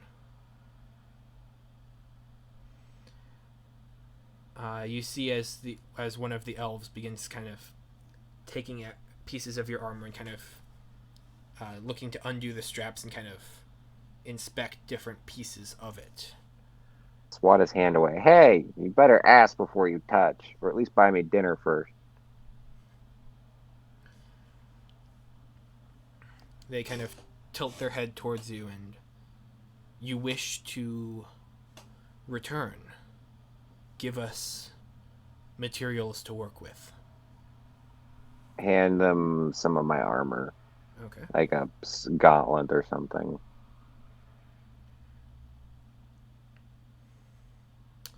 They take the kind of gauntlet and kind of open it up. It almost seems to flatten out among what they're doing, and you see. Oh, you guys are breaking my shit. And they kind of begin to draw pinpoints in the air towards it, as almost the glass of reality is kind of breaking around your gauntlet. Damn, guys. And it kind of you see it kind of shake in between the gravitational waves that hold this plane both together and apart, and it begins to vibrate faster and faster, and the gauntlet almost seems to heat up and reform, constituting itself in its temperature until a small pinprick of darkness opens up and begins to expand. And it seems like a gateway of stars. And the first elf that you had met kind of reaches into and pulls the gauntlet out, and you can see it's kind of steaming in the air, and kind of passes it towards you and says, "Leave." So I look at it and I go, what do I do with this thing? She doesn't move, just stands there, and the words kind of echo again in your head, "Leave." I can't leave until you tell me how, dumbass. And I put the gauntlet on.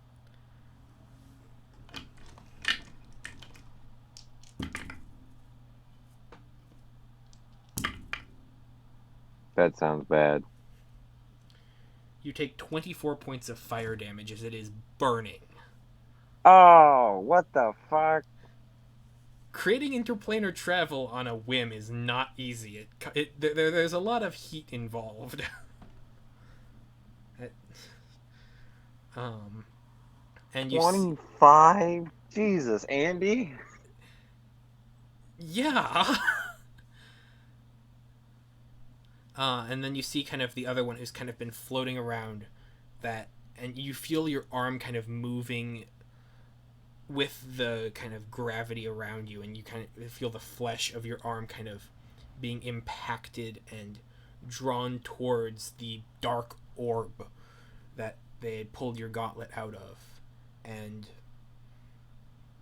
you see this individual kind of throw down, kind of land on the ground and kind of land their hand in the dirt, and kind of ricochets the wells of earth around you, and you kind of find yourself flying backwards into the orb. And your vision seems to go black as vertigo. You kind of pull your mind as the hole to what you had understood was a reality just begins to close and move farther and farther away, and you are floating in nothing, and then you are falling. It feels like you are falling. You are falling towards gravity, something, anything. Make a Constitution saving throw. God, Andy.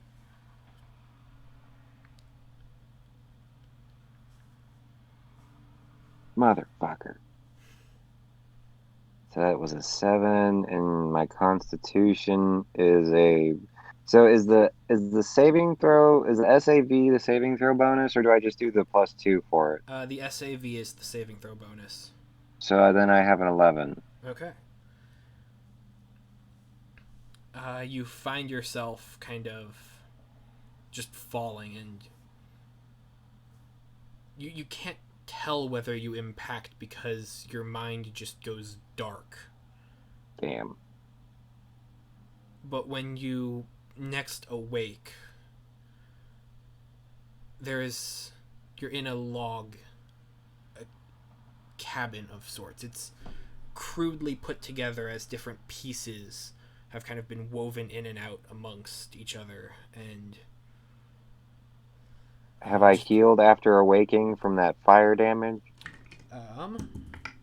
no. Damn it. You do kind of look over, and your armor is off, and it's kind of been settled in a corner. You see wrappings kind of around where the gauntlet had burned you, that kind of have ointment on them and kind of are tending to the wound. And So someone's clearly taking care of me. there's kind of a smell coming from the other chamber. On one hand, it's meat-like. On the other hand, there's also a kind of sulfurous stench kind of coming from two different areas in the same room. Did I shit myself or something? Shit does not smell like sulfur. Smells bad. That is true. You kind of, as you kind of move your arm and kind of instinctively reflex, some of the bandages come off, and you kind of wrap it, and it still stings. As kind of as the flesh is kind of like boiled up around where it has been, and there's kind of cloth that has been cut open and kind of bandaged, holding everything together, and kind of there's a little bits of leaky parts and just where the flesh lovely. was. Yeah.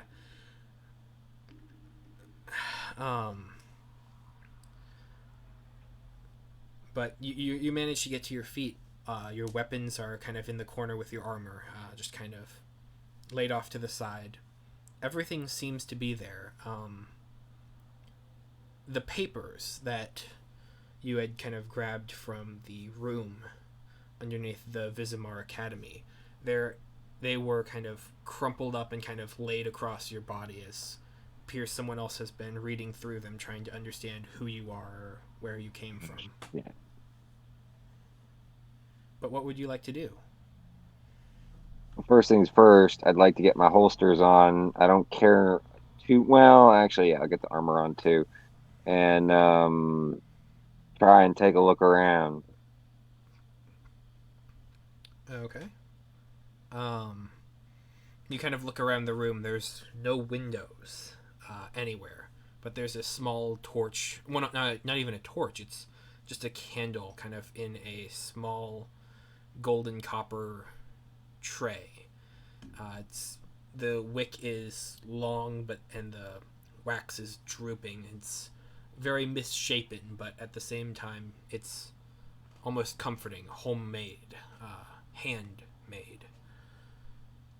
There's a door. It's cracked open with large iron pieces kind of attached to the different sides of the door into the actual accommodations.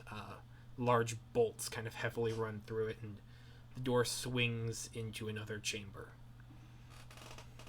Go investigate it. Okay. You kind of swing down your legs, and the carpet on the floor. It's kind of a red-green, very very kind of coarse and rough, like untreated wool. But nonetheless, the floorboards kind of creak as you move along, but you're in a small house. The next room kind of opens up, and there's kind of off to one side a table, a couple of chairs, a small basket in the center of it with bits of herbs and dried nuts and very hearty and lasting foods. And you kind of look around, and it's almost one room, but at the same time there's definitely distinctions made. kind of a couple more comfortable chairs with wooden handles and kind of padded backs with fabric kind of draped over and pinpricks kind of made where strings would be tied through to kind of give more supports to it. Kind of as you kind of go around the room, you see an area in the chambers that's actually, there's no ground. It kind of opens up into a dirt and kind of stone area where there is a campfire, and stones kind of surround the wooden part of the cabin, so that it would be more safe and so you wouldn't burn your house down. But there's a large pot over a fire that's been built there, kind of hanging on iron rods around, and it smells good. There is an older woman kind of tending to it and kind of stirring, and there's kind of a kitchen area behind her, a couple other rooms and chambers where... How older is she? Is she like grandma age, or is she like MILF age? Grandmother-esque age. Okay. She doesn't seem to quite notice that you've kind of entered the area until you get a bit closer. But, I want to ask her who she is and what I'm doing here.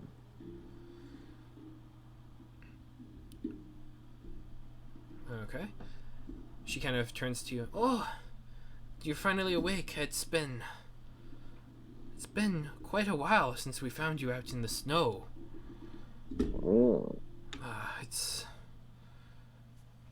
I hope you don't mind, but me and my sisters and we were working to keep you alive. You were on the brink of... I have no idea what it was. It certainly wasn't death, but you were far from life either. Yeah, that happens to me here and there. I appreciate what you done. Well, I don't even know how I got out there. It seems you were under some sort of spell, some enchantment, and it's unlike most that I've ever seen before. We're not much of practitioners, but we heal and tend to wounds. It's medicine that we practice. And thankfully it was medicine that brought you to life once more. Or so it seems. Would you care for some soup? Well, sure, of course. She kind of passes you a bowl, and there's chunks of potatoes and carrots and a meat of sorts. The liquid is brown and kind of with herbs and spices in it. It smells tasty. Good. Like, really good. Are we near a city or anything?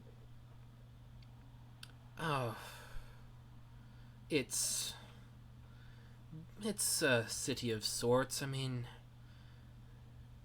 you're in Silurian. It's south of the Arctic barriers, and there's lots of cold and dry taiga-like regions. Well, she wouldn't use that word, but easiest to translate ideas. But we found you out in the fields with the permafrost. You'd kind of, it seemed like you had hit your head much, and well, you were very out and delirious. We were able to bring you in and heat you up. We have no idea. Keep saying we. How many people read those papers I brought? All of us. All and me and my sisters. What did you guys glean from those? Not particularly much. I mean, there's plans and words and runes, and Go ahead and make an insight check. Okay. Roll. Fuck. I rolled a 7. Are you sure you're not rolling a D10? Wait, is it a D10? No, it's a D20. I'm rolling a d20. I rolled a 7. Okay. Just making sure, because, like, I'm rolling the Google thing. Do you want me to re-roll? Because the Google thing fucking sucks. you're welcome to, I guess. Fine, I'll re-roll because this fucking sucks. I got a 7 again. Oh my gosh. Okay, well, I guess it's meant to be. You are the most unlucky character. Gee. You have chosen poorly. Have been chosen poorly upon. He has no reason in this. You, as you're kind of trying to read her and kind of understand, it seems like she's fishing to know what you know first Hmm. before she reveals anything that she knows. Look, I'm not a fan of sharing secrets here, so I'm gonna be honest with you. You tell anybody about all this, it's not gonna end well for anybody. Oh, it's understood. I feel like it's your debt paid to us to just help us understand. You know, after all, we never had to bring you in, you know? You easily could have died out there. Left to the wolves and the bears and the owl bears and the snakes and serpents and anything else that wanders or crawls with a fang. Yeah, for someone who claims to be a healer, you sure do talk with a lot of venom. Oh, healing is but one of our trades, and it's been quite a while since anyone has visited our abodes, but we welcome the company whenever we can. Mm. I want to know who you are. Okay. How do you go about getting that information? I want to intimidate her because I have +4 intimidation, I think. Okay.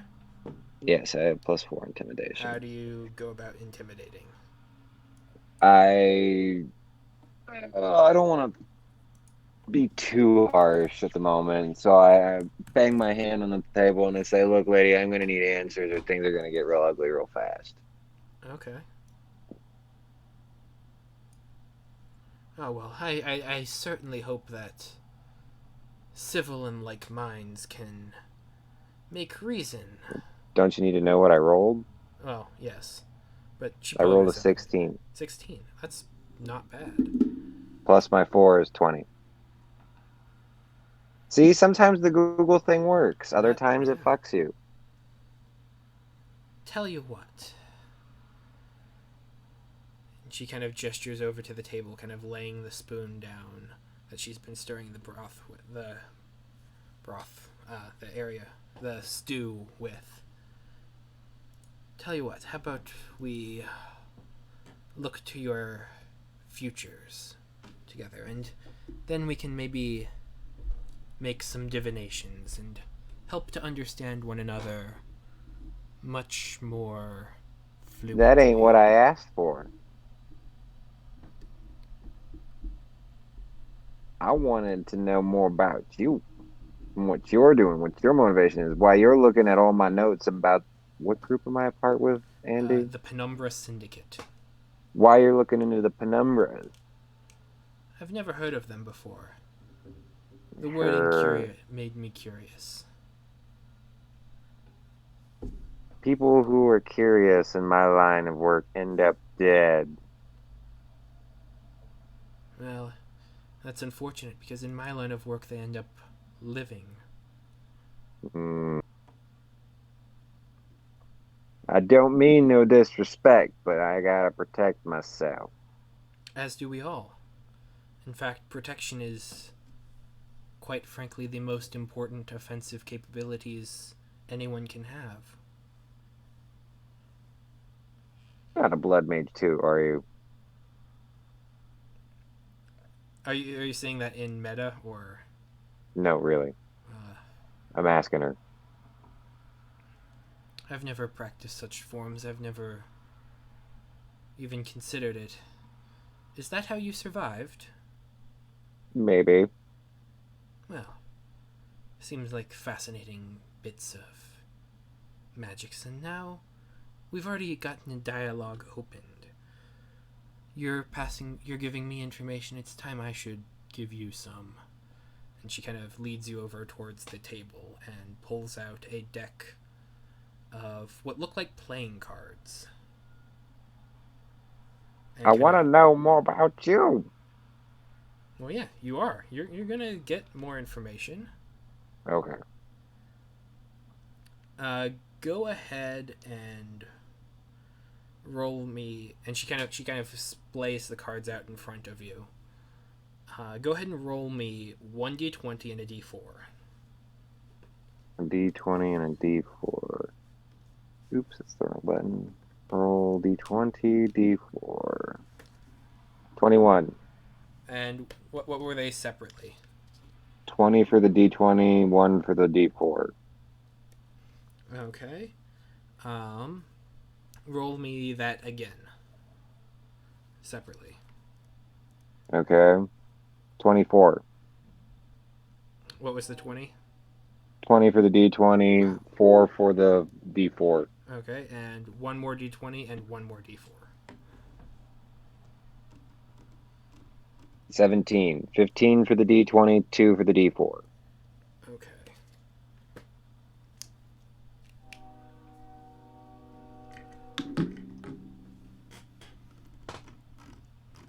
She pulls over, and the rolling was kind of symbolically. You pull 3 cards out of her splay, and she flips one over.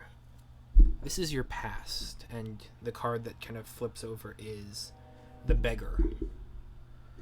It seems we have a lot in common, you and I. We grew up in rougher environments, forced to be molded into the people we are today. Who were you so long ago? Well, you see, we keep getting to me when I keep wanting to learn about you, but if we're going to play this game, I guess I'll let you know I was a street urchin. Ah, yes. Grew up without the family that you know of, and without anyone you could really relate to, but scampering along the streets and mindways. I've known the sorts. It's been quite a while since my sisters and I have gotten to scamper around in the streets with the young ones and live the life of just normal, everyday humans and just pass between. You ain't human? Well, none of us truly are anymore, are we? Let's take a look at your present, shall we? And she flips over the next card. The Fallen, the Angel of Chains. Oh, this is quite the curious pick. Regret, failure, disappointment, but also representation of personal setbacks and self-forgiveness, moving on. I'm only sorry I got caught. You say that, yes, but the past is never gone, is it?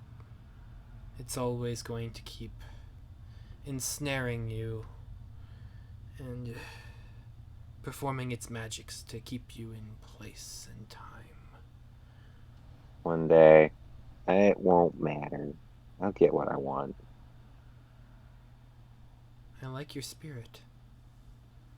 This card is your future. 1 second.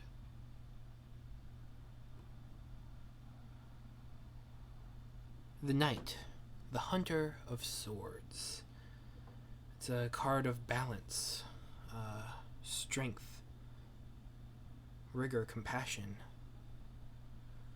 Someone who knows to command, and someone who has learned and grown from the present. I've known people like you. Or I've known people like those you are going to be. Tell me, what is it, the path that you walk now? Who is this syndicate? Are they hunting you? Are they wandering for your flesh? Are they... See, you keep asking me questions, and I feel like I haven't been getting mine answered. I need to know more about you first. Is there something Why that do you've you always care? wanted? What do you mean? Anything. I can provide it to you. Antimatter rifle. Well, that's a rather complicated piece. I can direct you to where something of that would be. It's a nature that is, surprisingly in my veins. And she kind of begins to trace and place the cards kind of around areas on the table.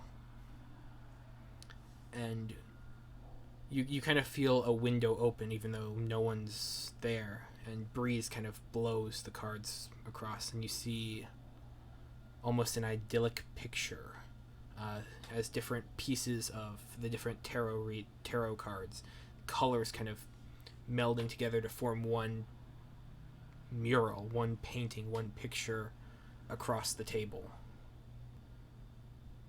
There. I believe that is a direction for you.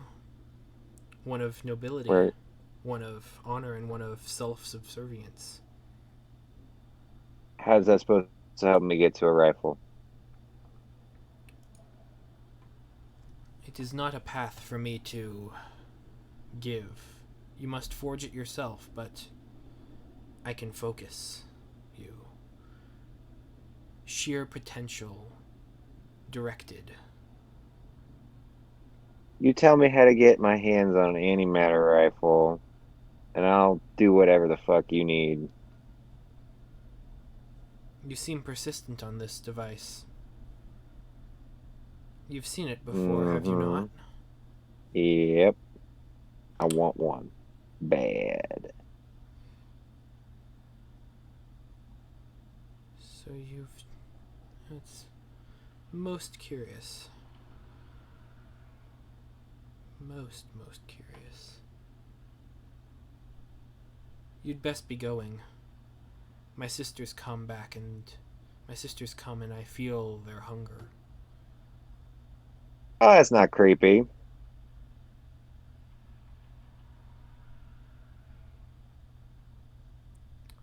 And you see the door Yeah. kind of creak open with a gust of wind kind of opening, and the chamber begins to fill with cold, and kind of condensation begins to kind of build up, and breaths of snow Oh, from the... shit. I look at her and I tell her, hey, I'm going to be back. I'm going to get that antimatter rifle, or we've got nothing going on here for us. And then leave. Okay. And Knowing you, those sisters are going to be hell on earth. and from there, we are going to cut back to Tanner. I think you just survived by the skin of your fucking teeth. You were drawing her ire. She's like, you know what? I'm gonna leave this guy alive, but holy cow. Hags, man. Woof. Oh, that's what happens when you roll a natural 1 for encounters. Crazy space-bending elves and Freaking winter hags. Woof. Okay. Dude, what the fuck is a winter hag? Ooh, traveler. Imagine like the crazy witch of in the woods, but Yeah. winter themed, and also really good at making sure that you don't survive into the winter. So she's probably got a couple of glass cutters on her. I, Controls the Lepticus, entire area that you're in and is probably gonna fuck with you a little bit. Hmm. I'm glad that Lepticus did not hire the wagon that was under no obligation to provide security services. Yeah. Considering how your little side away went, I doubt mine's gonna be sunshine. Yeah, winter No. hags are the reason that blizzards exist. Hmm. The reason people get lost in the snow. They're the reason anything bad happens in the winter lands. The classic, "Hello, traveler. What brings you this far out of your way?" Yeah, definitely that. In an eloquence part, I'm gonna have to like out argue a copper dragon or something. You never know. Honestly, it might be rather straightforward and easy. Who knows? Only time will tell. That is quite true. As the carriage kind of begins to rumble, you hear the horses kind of neighing and whinnying as it begins to move into the cold of night. The four of you in the back of the wagon, kind of keeping to yourselves primarily. The Fearbog looking down upon you, kind of interested and entertained by the wares that you carry. You notice that you have more baggage than any of them combined. The two humans kind of off to the corner, they're kind of keeping together, keeping warm with one another. I might be playing a bit of music if they consent to that. It helps the traveling process. It makes it, yes, they have no qualms with it. It's kind of a nice. Well, what kind of music do you play? Nothing too bombastic, just some very, like, I don't want to say generic fantasy traveling music, but generic fantasy traveling music. Just some nice background medley. Okay. You Just do. stuff to relax I'm to. gonna be right Just back. I play gotta go for elevator a sec. music the whole time. Okay. Do do do do do. Yeah. You play your music into the night as the caravan moves forth from the Solstisterium and just kind of into the wild. Night falls and it grows dark. You hear chirpings of animal life in the underbrush and kind of from the skies. But nothing. Well, roll me a d12. Gulp.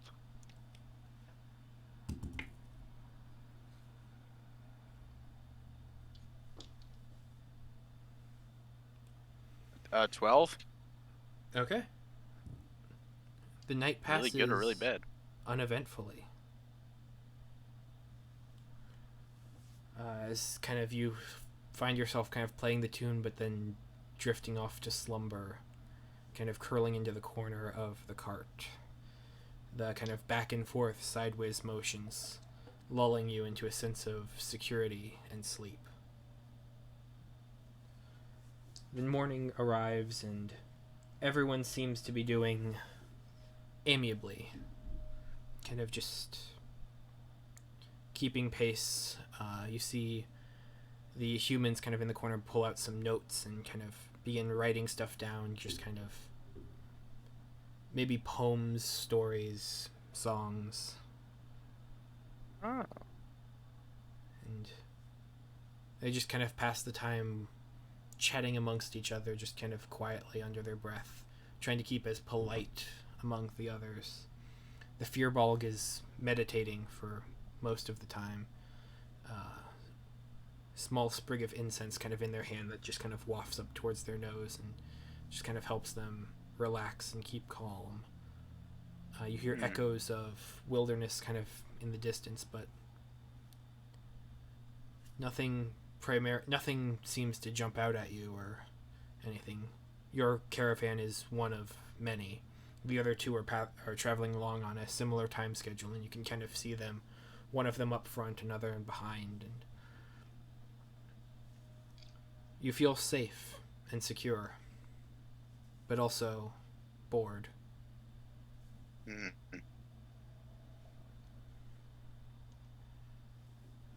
Hmm. How rickety is the wagon? It seems to be kind of something that's been in a family for a long time. It's definitely not the prime of construction. It's worn down, it's gotten a lot of use out of it, but it is solid. Hmm. And it's just a typical wagon where there's just two like lines of seats on each side and nothing in the middle. Two lines of seats and kind of one along the back. But yeah, nothing in the middle.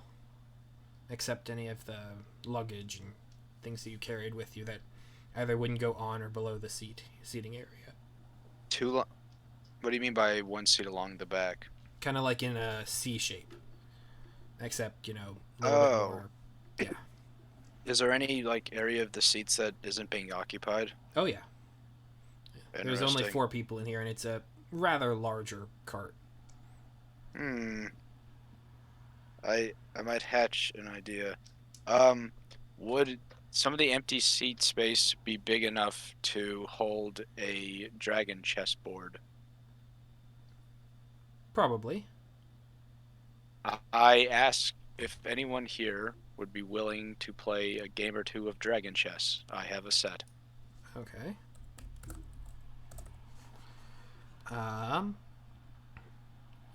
You kind of draw some attention with the promise of games and entertainment.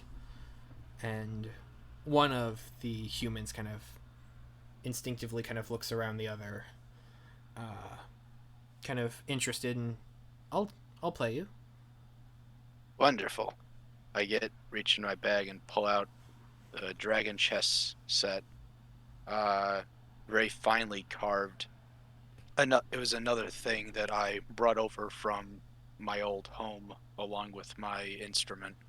And I sort of hop down and go over to an empty seat between us.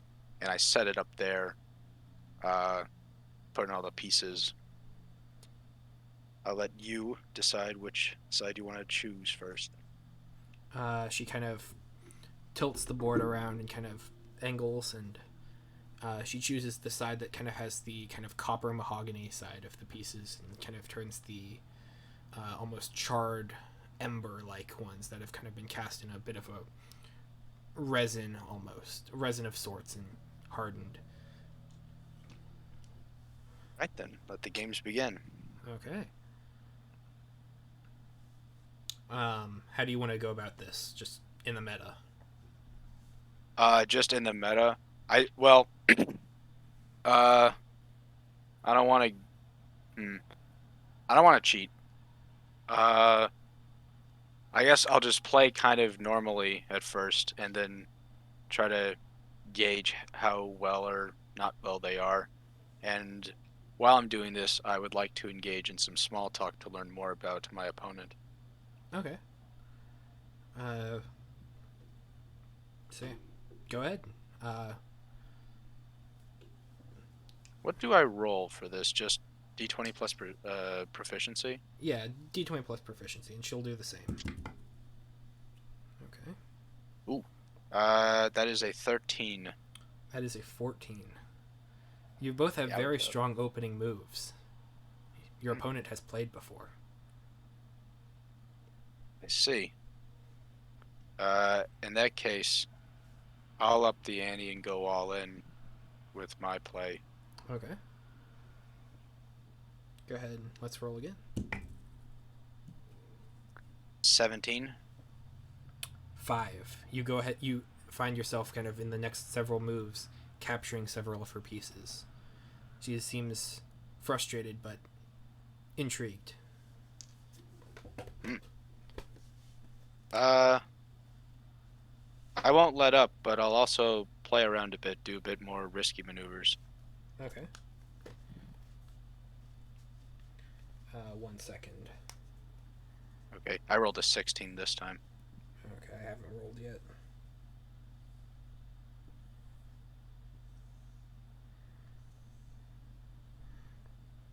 Okay. 16. That is a 20. Modify 20? Yep. Okay. She kind of sees what you're doing, kind of quickly, deftly counters, and while she doesn't take any of your pieces, it's a very tricky match. It's strategically brilliant.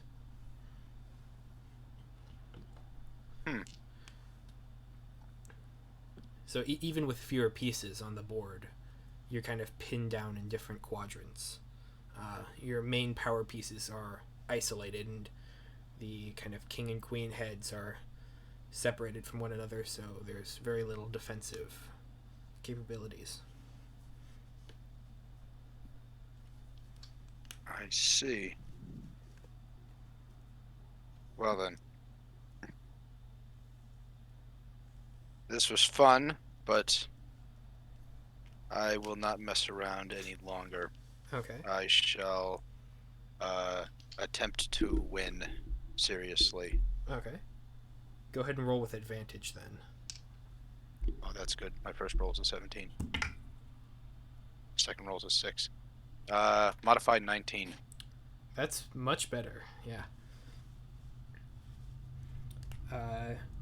You see a small hole in the strategy and kind of begin to counter her pieces. Within the next few rounds, you're managing basically removing a piece from the board every single turn.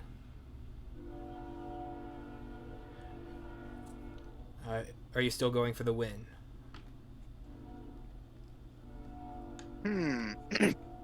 How does she seem at this point?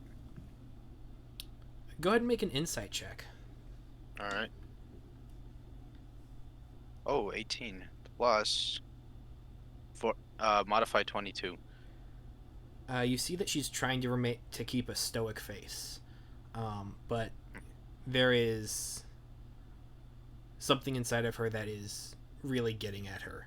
She's very frustrated with kind of the moves that you've done last. You play well. Yeah. I haven't matched against someone as good as you in a long time.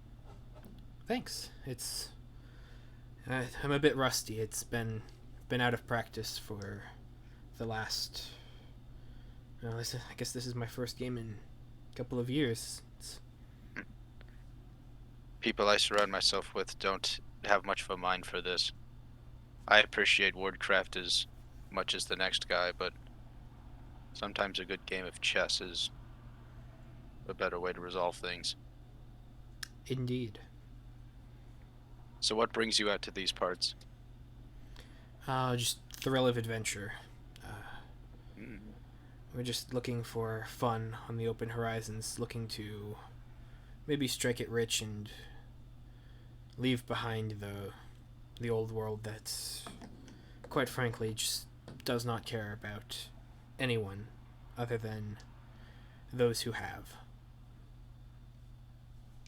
I understand. I'm out here to seek people who seek the thrill of adventure. I want to record the deeds of those and put them into song. Spread them around the world. Oh, that is quite noble of you. Speaking of deeds, I'm going to roll my next chess move. Going for the win, or? Yeah, I'll go for the win. Okay, I rolled go a ahead. 15 plus 2. With advantage. 7. Oh. 9. 17. 21. Oh. She kind of catches a couple of your pieces as your queen kind of moves across the board in straight lines, and she uses her pawns to actually kind of create a little bit of a fortification around her pieces and catches the queen, capturing it. That was clever. Very straightforward. Tell me, have you been studying this game? Who taught it to you? my master, the same person that taught me to play music and think like a bard. But he's very far away now, and the people I'm around, they're very, very different from him and where I grew up. You can probably tell I'm not exactly native in the strictest sense. I say this as I am a 3-foot tall rabbit. Yeah. Well, everyone needs to travel sometimes. It's best to get away from everyone once in a while. Oh, by the way, it's your move. Of course. All right, I'm gonna go for the win here. I'm gonna try to use my strongest pieces to outmaneuver this pawn line and steal the kill. Okay. This is also with advantage. Yep. If you're going for the win, 18. that's a natural 20. Oh my god! Careful, otherwise your line's gonna be left a bit defenseless in the back, and she kind of moves a rook to the back, towards the end of the line. Check.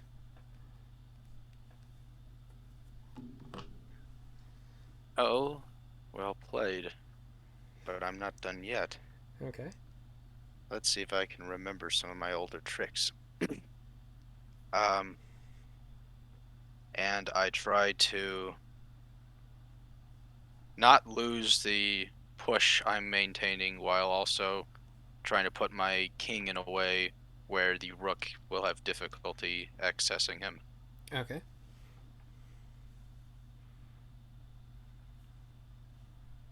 Sorry, again with advantage? Yep. If you're going for the win, you go for advantage. Modify 20. You win the round. Oh. You manage to get your king kind of out of the corner and kind of have the bishop in place, kind of to capture the rook should it move further. Ooh. Clever play. It's a very unique strategy. I've never quite seen this one done before. Some of it's coming back. But I'm very impressed that a non-Eladrin has pushed me this far before. Alright, Games travel, just like people do. truly. Drop the dice.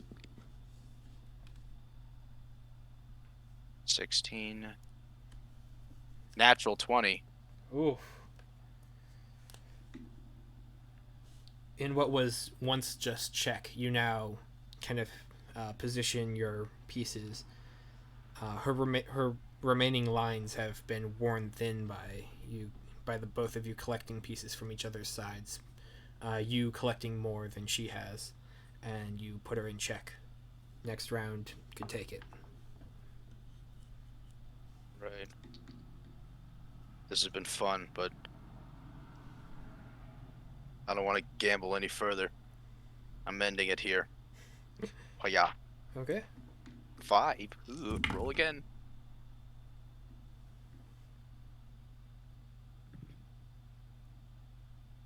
I deliberate long and hard on my turn, for my dice has landed perfectly underneath my computer. Okay. Come here, you. Got to beat a 15.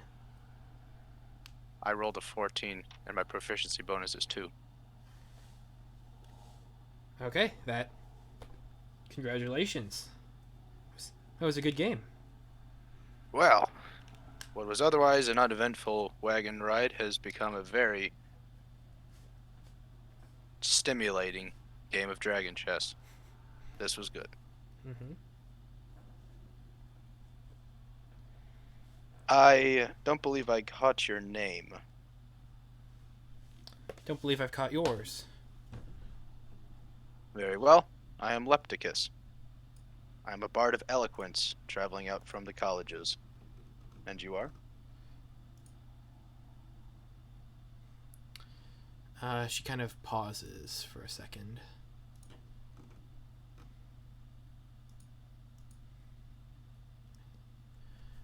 Anais.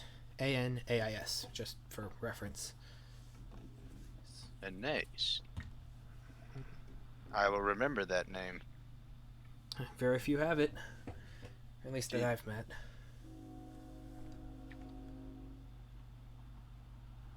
Well, you played well, and I enjoyed this time together. Thank you. Likewise. I will pack up the board and return to my mixture of song playing and songwriting. Go ahead and roll me 2 more d12s. Sure.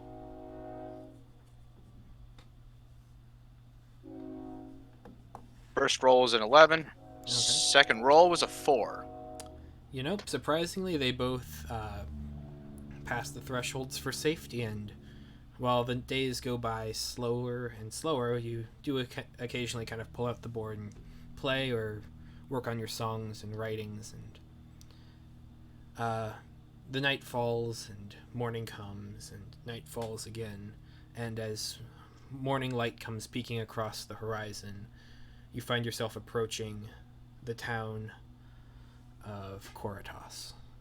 And from there, we're going to switch back to Aaron and Gale and his heist to steal the book. That's me.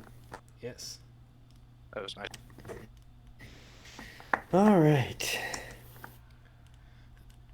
So, I'm sorry if this is kind of disjointed, just because just trying to get everyone kind of to a same area, but kind of naturally. Okay.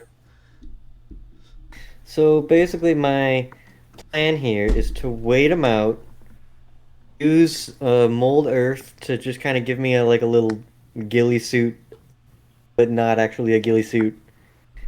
Watch their movements, figure out what's gonna happen.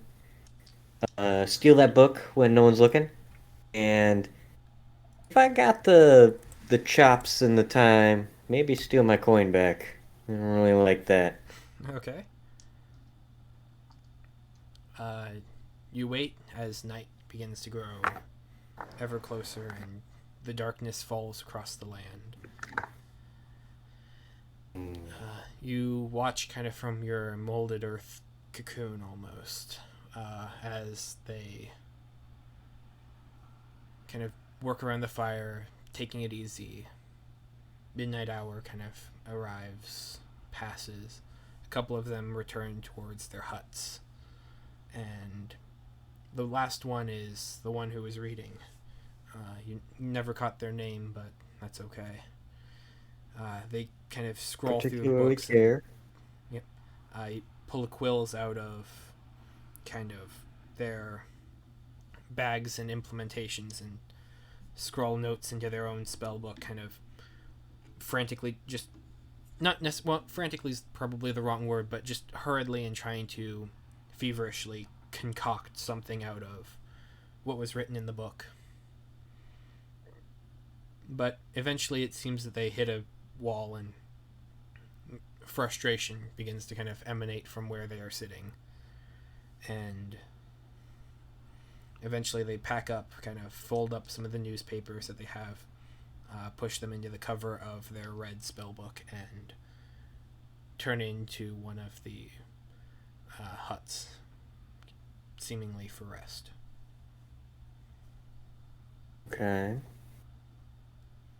The campfire, you kind of see them come out and start squelching some of the coals, kind of separating it so that it's less likely to flare up in the middle of the night. Mm-hmm. And then they return once again to their cabin, and you don't see them come out. Is anyone else out? No one else is out? Nope, they were the last one. Kind of an hour passes. No one else kind of comes. Coals seem to be dying down. The night is young. Terrific.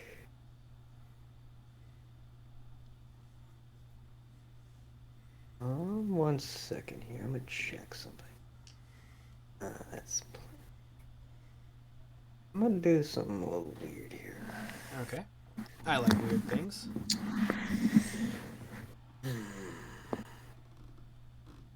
they have any windows? No, but they don't have doors either. Oh, so I don't have to really open anything. I can just kind of walk in. Yep.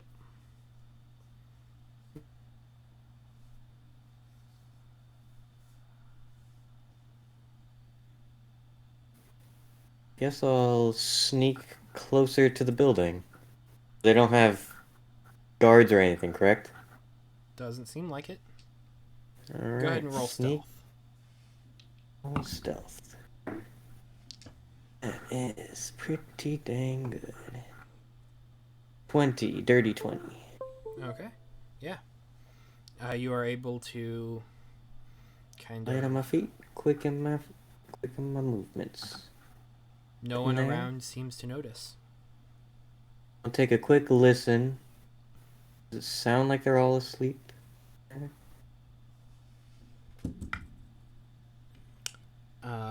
The furthest cabin down, you hear faint snoring coming from within, as you do from the middle.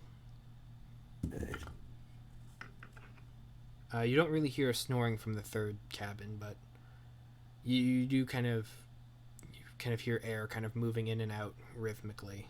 There seems to be slumber in that one, as you do for the fourth. And the last one, you don't hear anything coming from it. It seems quiet for sure, but no snoring. And which one am I? Is my book friend in? The last one. Last one. So that's the one that's keeping up.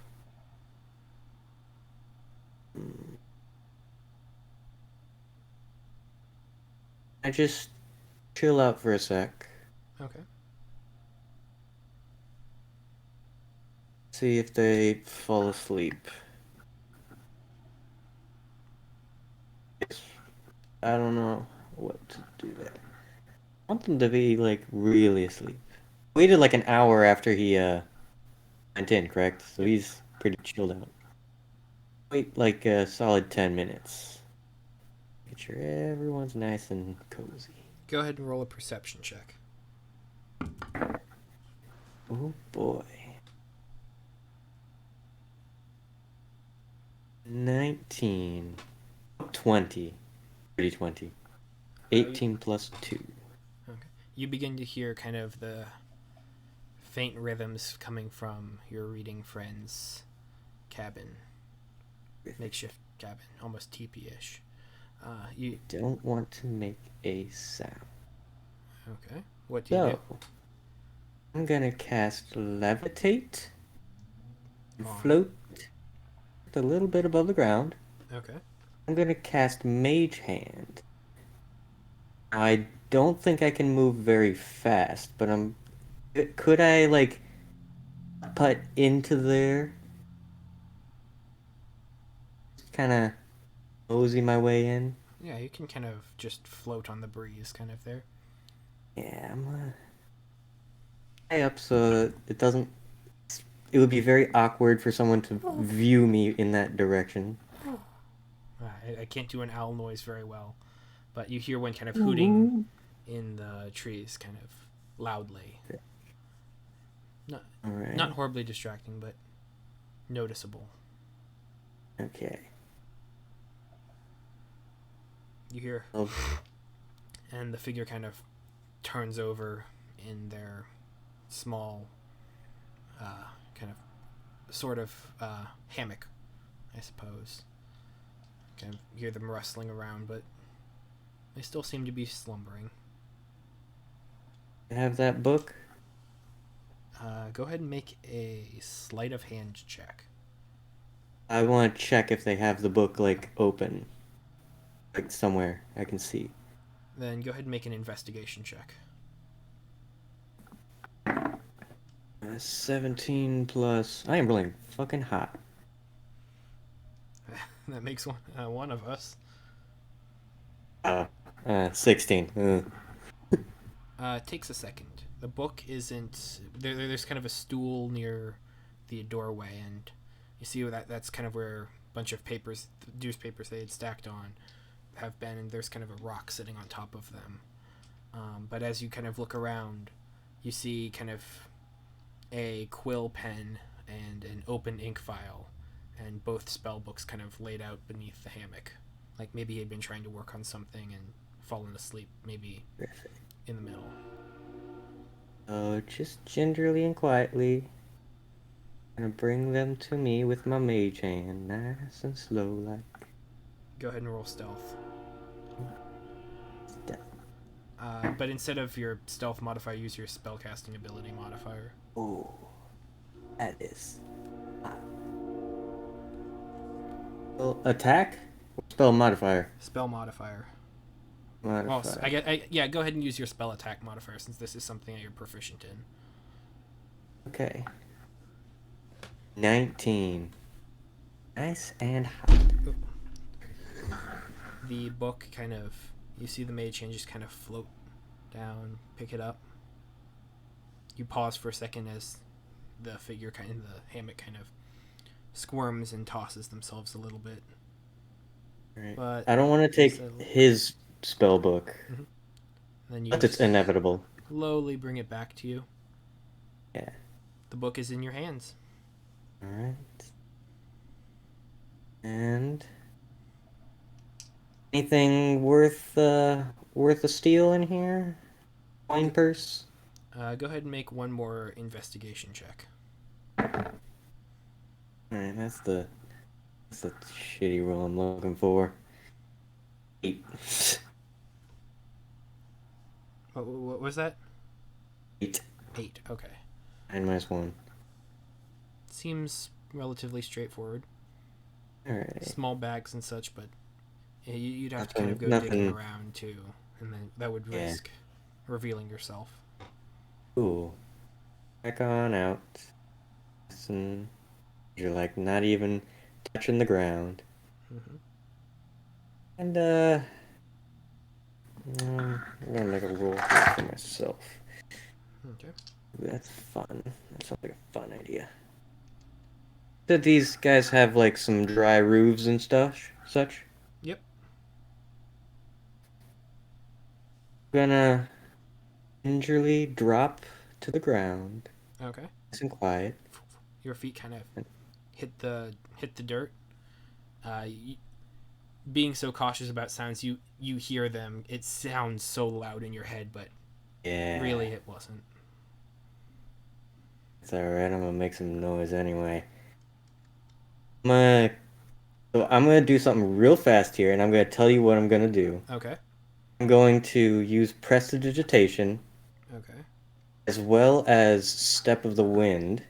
I'm going to dart to every single hut and light them on fire, and book it out. Like light them on actual fire or kind of fake fire? Oh, actual fire. Okay. Just like light them on fire, because I don't like these people blocking the roads. I don't like them. Okay. You kind of sprint between them, kind of make a stealth check. Sure. Oh shit. 19 plus 4. Okay. Going fast, but They all rolled really badly, except for one of them. I don't know. So To keep up with the how far is it? 80 feet of movement? you kind of begin, you see them, the huts kind of catch fire as you light them up, and you move from place to place, and in the middle hut you hear someone stir. Annoyed, they they smell the smoke and start calling out, and you run. All of them are lit on fire, and then you just and you run into the woods. And you hear someone kind of come out and kind of call out angrily. Let me see. He does not. He doesn't seem to be able to recognize you, but you hear him call out, kind of. You imagine he would be kind of gesturing, kind of waking up his comrades, but you are gone Doesn't with the particularly book in your matter. hand. I don't like that they took my coin. This is nature's nature's area. You don't fucking tax this area. I'm going with my prize. Mm-hmm. Alright, now I'm gonna make my way to the druid's place. Maybe take a nice rest. I think I only need 4 hours of rest because of fucking. I think that's more just elves, but let's double check. No, because of features and traits.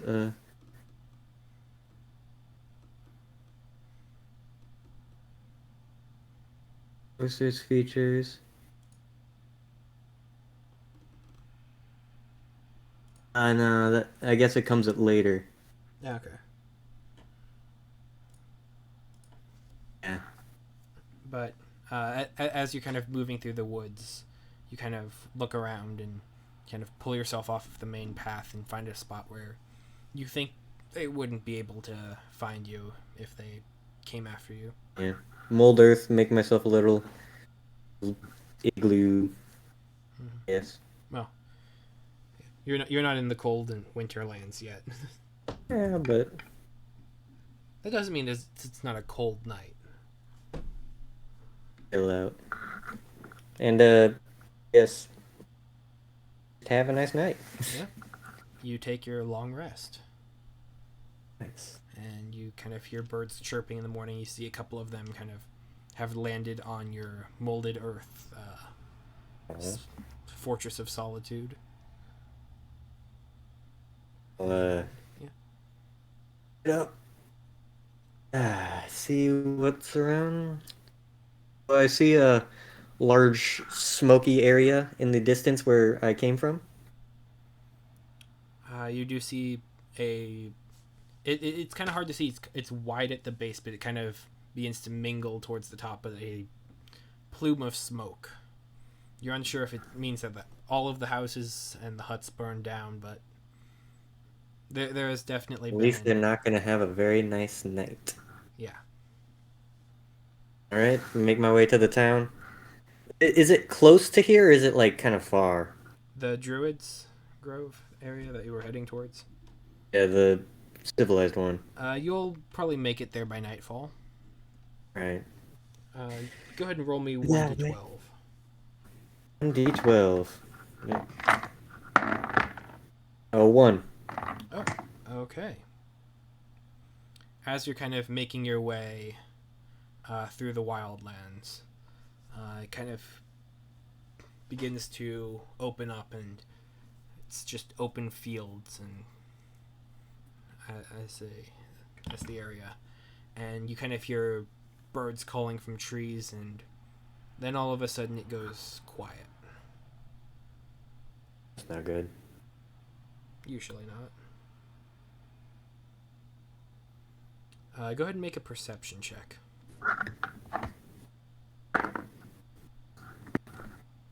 That is perception. 21. 19 plus 2. Okay. 19. 1 second.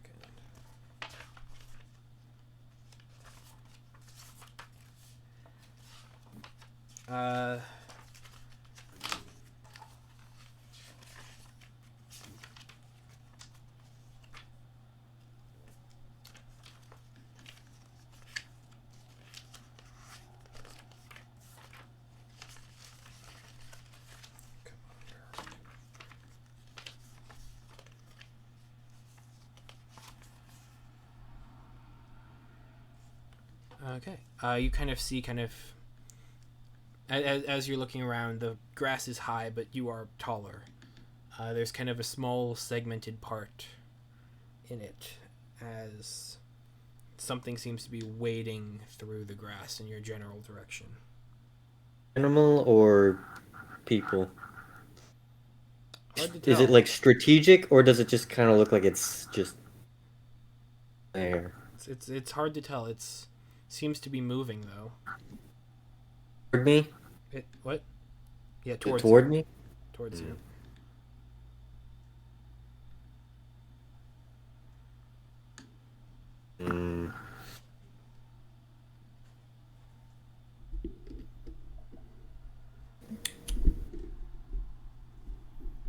I'm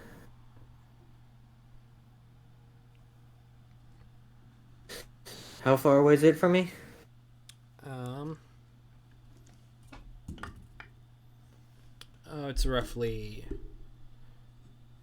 400 or so feet. You've got a bit of a distance, but it is Yeah. still moving towards you. Consistent speed, or is it like starting and stopping? Relatively consistent.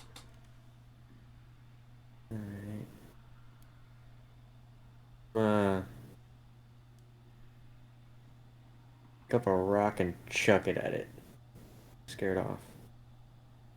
Okay, go ahead and make an attack roll with your dexterity.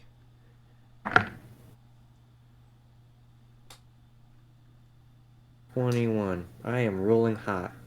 Yeah, that is This is good. going to come back and bite me. Yep. You kind of toss your stone and kind of right towards where it is, and you see something kind of jump back. It's large, black fur. It seems to kind of pause in the grass and make a perception check to see if you notice anything else. Natural one. Natural one. Large and black fur. Animalistic. Oh. Like a bear or something. That's not fun.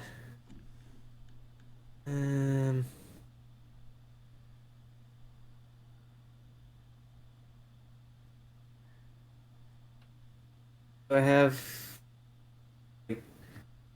cover in any direction, or am I just in the middle of an open field? Go ahead and make a perception check. 12. You're pretty much in the middle. Like there's some tree cover that you might be able to get if you can get up ahead, kind of into the tree. It's about 95 feet to your west, or to the west. Creatures kind of coming at you from the south. Seems like it's been following you since your night. Alright.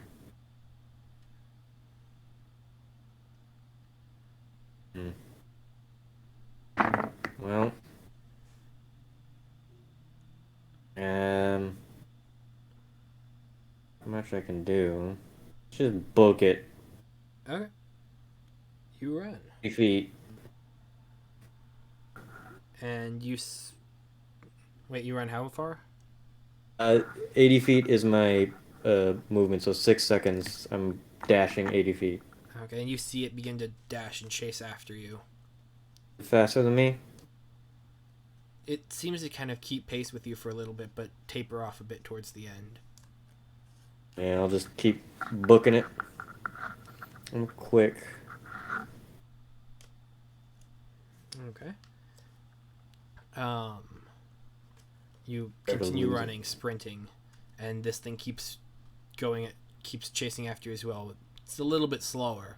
Then you kind of hear it pounce, as there's like nothing kind of hitting the ground, and it kind of lands right behind you. But you continue going, and you kind of in a split second you kind of turned around and you see that it's large, black, kind of panther-like, 4 legs on the ground, with large curved tusks kind of curling back around from its mouth, and big yellow eyes, and it's just chasing after you. And you I'm gonna use mold earth to make it difficult terrain directly behind me. Okay. And trip them up. Extra ground. Getting some extra ground that way. Nice. So panther-like, so I'm not climbing a tree. Yeah, I'm not built for that shit. You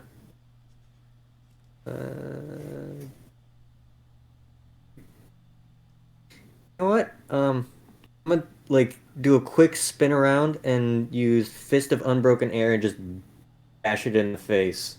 Okay, go ahead and... It's 30 feet away. Yeah. So I have to make a strength saving throw. I have to hit you, I think. No, but it's just dex save. Dex? Okay, Dex these guys are save. good at Dex. Nope. I'm reading the wrong one. Strength save. Hey, they're even better at strength.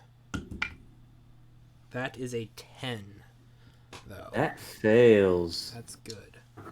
Oh boy, that is 3d10 bludgeoning. This could kill it. Could. 19 points of damage, and it failed its save, so it gets blown back. Wait, it just gets blown back 20 feet, knocked prone. You kind of spin around and kind of pull your hand back in the air and just kind of punch out, and you feel the wind immediately change directions and kind of impact this creature, sending it flying, and you see it kind of get thrown back, kind of much more visible along the path, and kind of knocked down. And what do you do now? It seems does it look like it's moving? It's moving around, but it seems rather injured. Like several bones inside of it have broken. Oh, so it does not look good? It does not look good.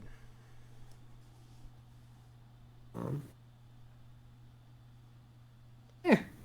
I'm not coming with a trophy. I'll charge in and smack him. Okay. Roll initiative. Yes, roll initiative. Oh yeah, natural 20 plus 2, 22. Oh, and I thought I rolled good. 18 plus 2. So, you're first. Charge in, pop, pop, pop, pop, pop, pop. Okay. First 2 strikes. It's my quarter strike. Well, no, I think I only have 1 strike, right? 1 strike is part of your action unless you've gotten extra. Yeah, I don't have extra attack. Okay. 18 plus 4. 22. That hits. That's 4. 9 points of damage. Okay. You kind of see this creature kind of shaking its head and kind of getting back up, but you just immediately clock it right in the face, kind of disorienting it again. Anything else you would like to do on your turn? Not dead yet. Not dead yet. Area blows. Pop, pop. Pop, pop. 17, 19, 20, and 7, 8, 9, 10, 11. 20 hits, 11 does not. Alright. 5, 6 points of damage. Okay. You kind of strike its head back with your first blow, and then your second one comes in, and you kind of find purchase within its chest as the cavity kind of crumples in under your fist. And it kind of stumbles backward, disoriented, and falls down. Oh, Unmoving. nice. It's gone? It's down. Alright, I guess I'll go in, kill it with my little hunter's knife, and I guess pick it up on my back and carry it. Okay, congratulations. If I can. I mean, it's heavy, but you can definitely kind of ease that burden a little bit with different, like, gusts and spells and do so. Hold on one second. My mom's calling me 1 second.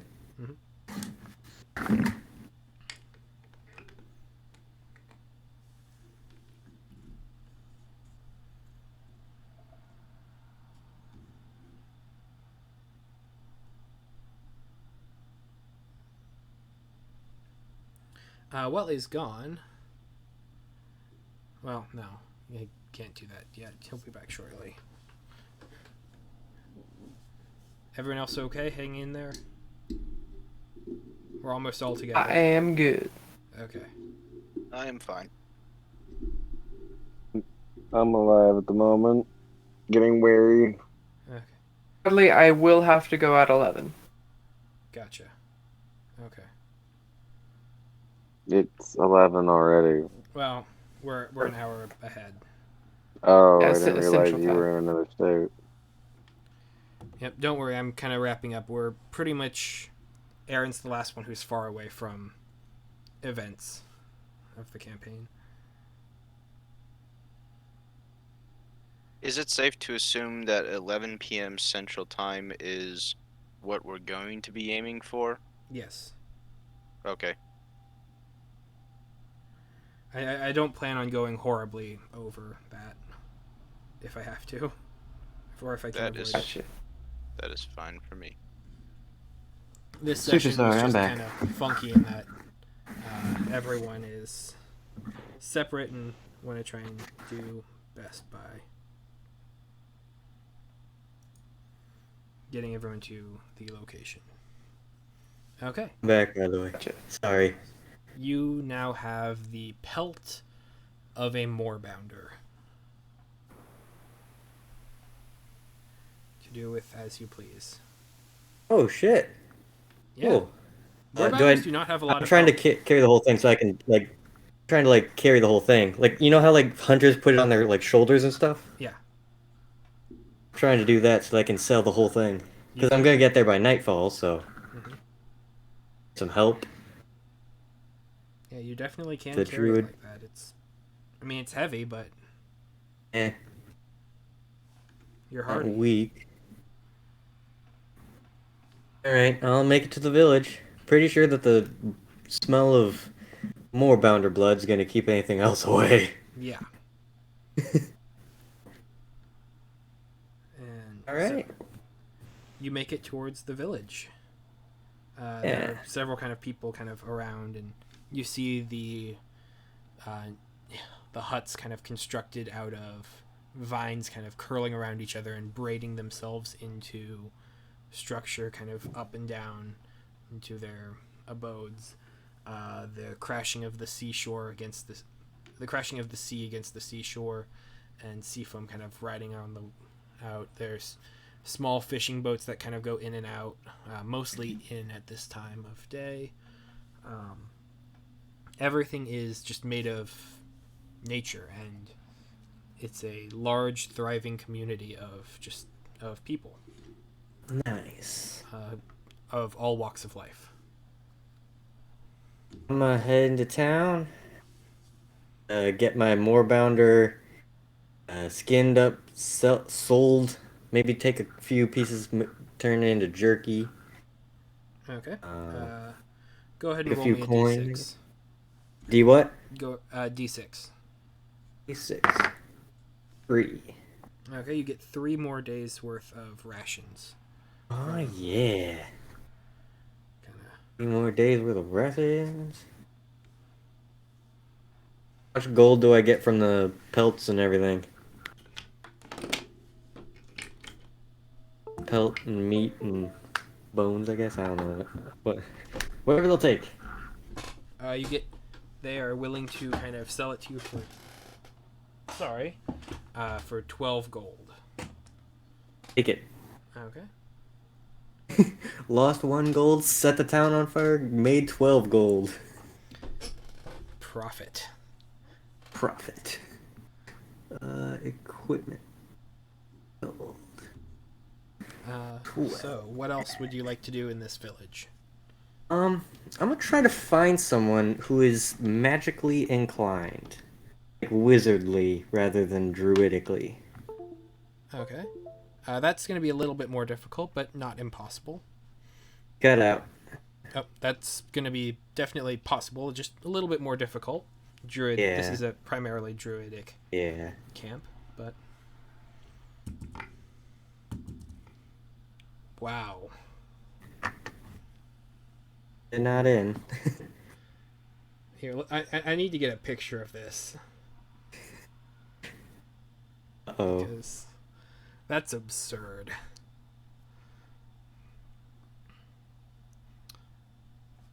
Come on, open up Discord on phone.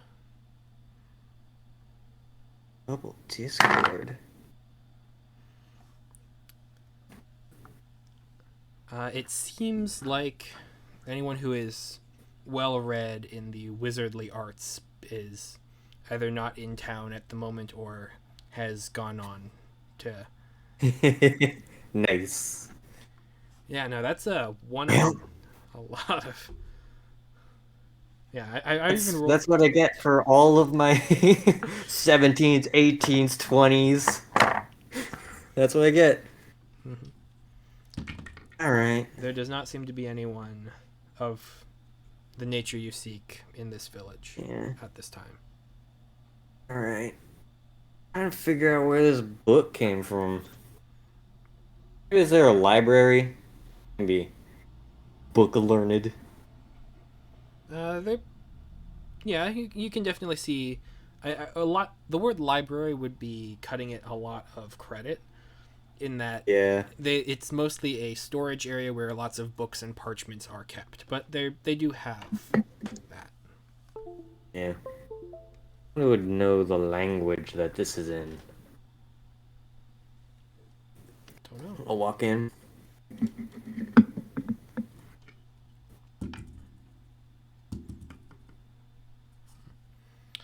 There seems to be one individual kind of sitting down and flipping through a couple of their scrolls. Do I know them? I've been here a couple times. Go ahead and roll me a history check. History. That's a 6. Plus 1, 7. So probably not. Yeah, probably not. Hey, how's it going? Oh, hi. I'm sorry, I didn't see you there. It's just Don't worry looking about it. through. I'm quiet. Hey, so I just so happened to come across this book here. By the way, I would have done this while doing Moorbounder stuff. I would have told them about the bandit camp. Gotcha. You hear a couple of people kind of chuckle at that, and it kind of serves them right. Yeah. They seem to Yeah. have much more of your sensibilities than that of other bandits. But anyway, back to books. Yes, back to books. Oh, I seem to come across this book here. It's written in some sort of weird language. I'm trying to figure out like where it came from, what's going on, all that kind of stuff. Not a bookie. This one looks weird. The individual kind of takes it. It's an elven figure, male, younger, like probably mid-20s. Hmm. And so they kind of take it and flip it through, and this script, it's familiar to me.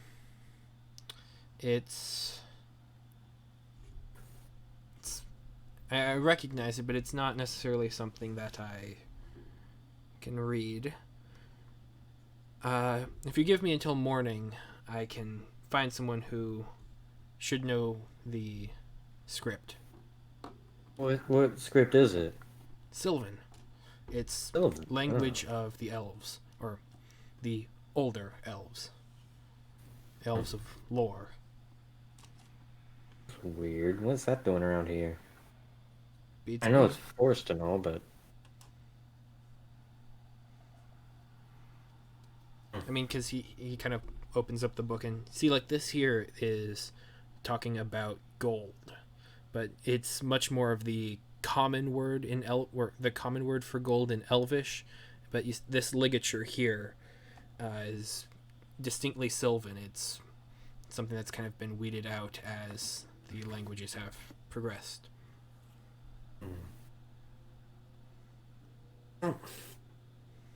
wait till morning, I guess. No. He takes the book with him and kind of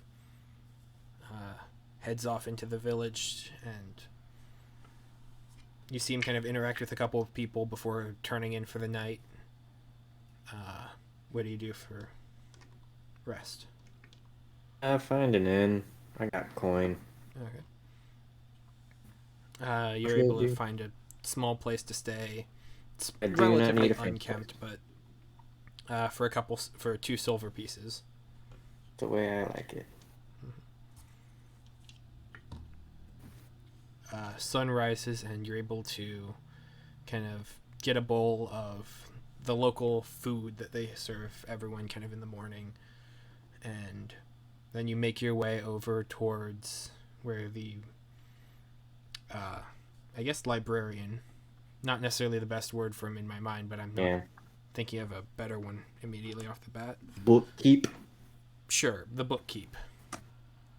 Where you had met them previously, and with them is a much older elf figure. Their skin is darker, kind of into the almost auburn color.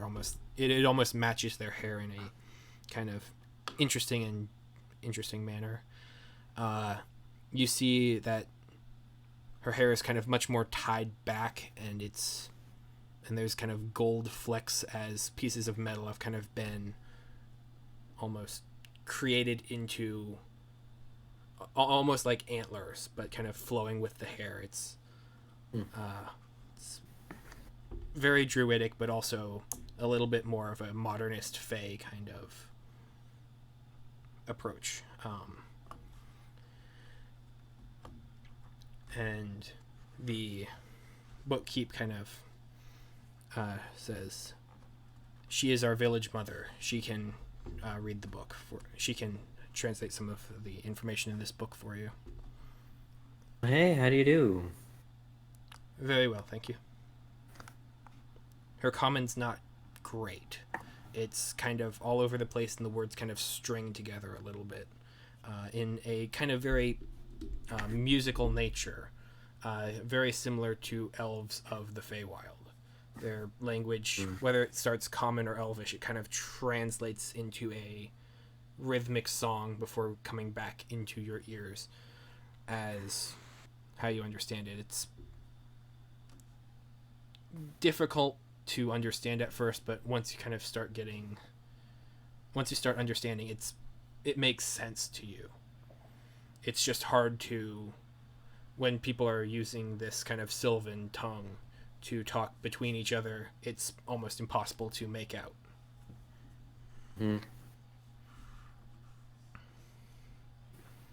And this is the book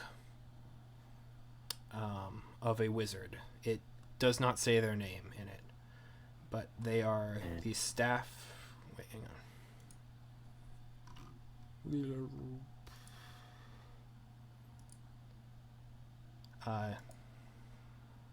They were a staff sorcerer of a city, it says. A city from the year... she kind of pauses. It says here 1732. How long ago was that? You'd have to go back about 500 years. Or forward about 30. Well, no, sorry. Forward about 200. Before you get to that number. Well, no. That's not how time works. My mistake. You'd have to go backward about 2,000 years, or forward about 200. Roughly, give or take. Sorry, my time system is very linear. It's very unspooly and very weird. Oh. And that's exactly how she says it to you. Like, when you ask, you'd have to either go back 2,000 years or forward 200. So, wow. The elves of this setting are used to having experienced time in a non-linear manner. And so what was once yesterday for someone else could be there tomorrow. And it's only after kind of the taming of the wildlands that they've been forced to kind of have to recontextualize with time in a linear manner. And so these kind of mannerisms of using the future as a past tense have kind of... It's a loaded bit of colloquialisms that come with their history.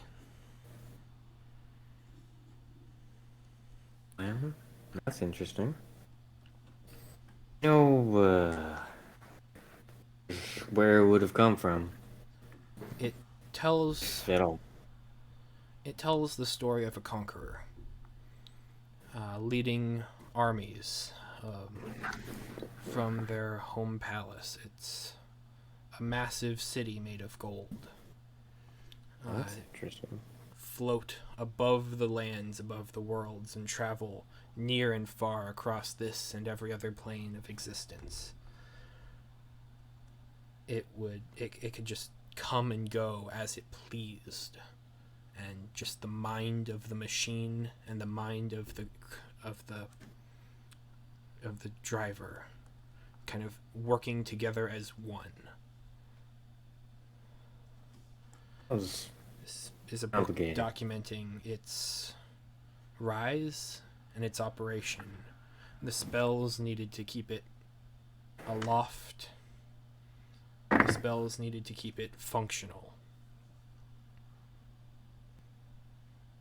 It, for all intents and purposes, kind of speaking the meta, it's the owner's manual for a flying city. Huh.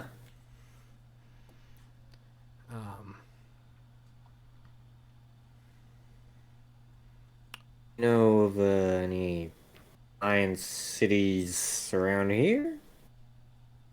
I haven't seen one in a while.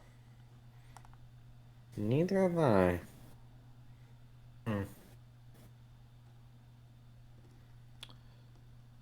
Know of any?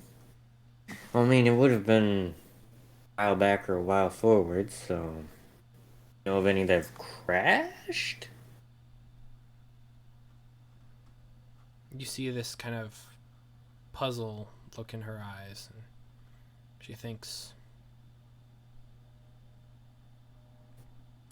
there might be one, but it's been, well, it is. What year is it?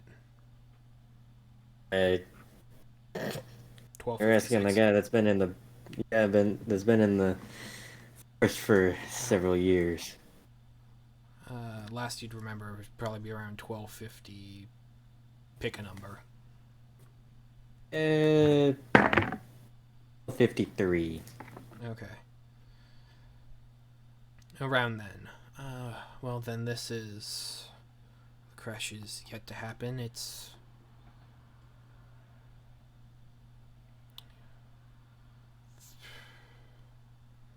I'm sorry, the visions are.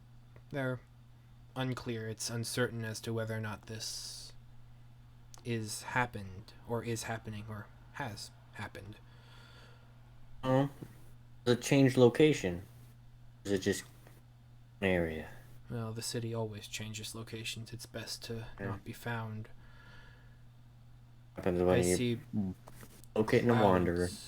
I see clouds of ships and sails, lines of dominion and vessels of coppers and golds and pure white sails, flooding every element of the horizon until the sky turned as black as night.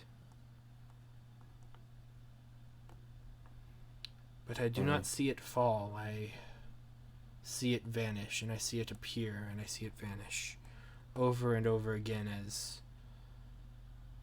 it just becomes less.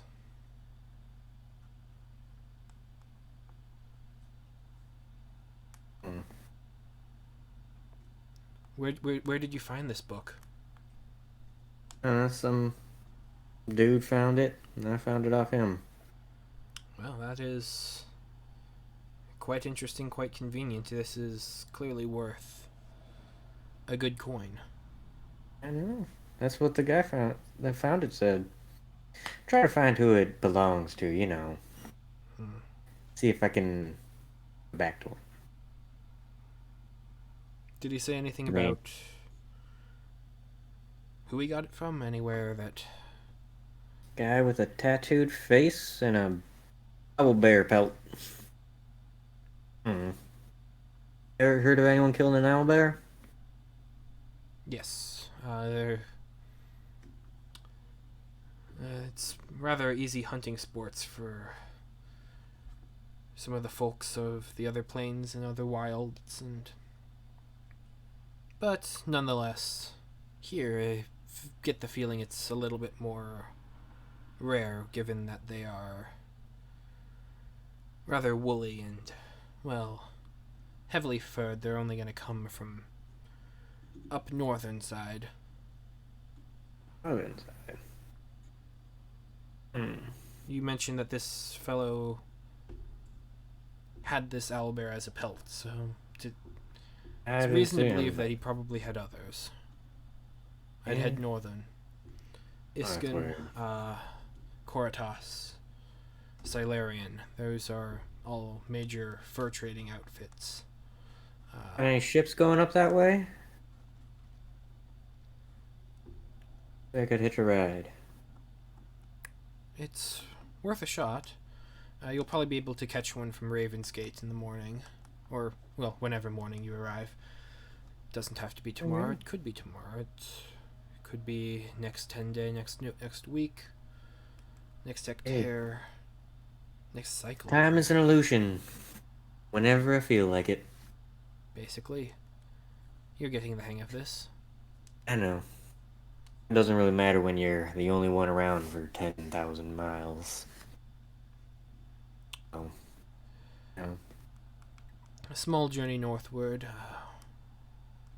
Meaning to catch up with the water. Thanks for the input. Yeah, happy to.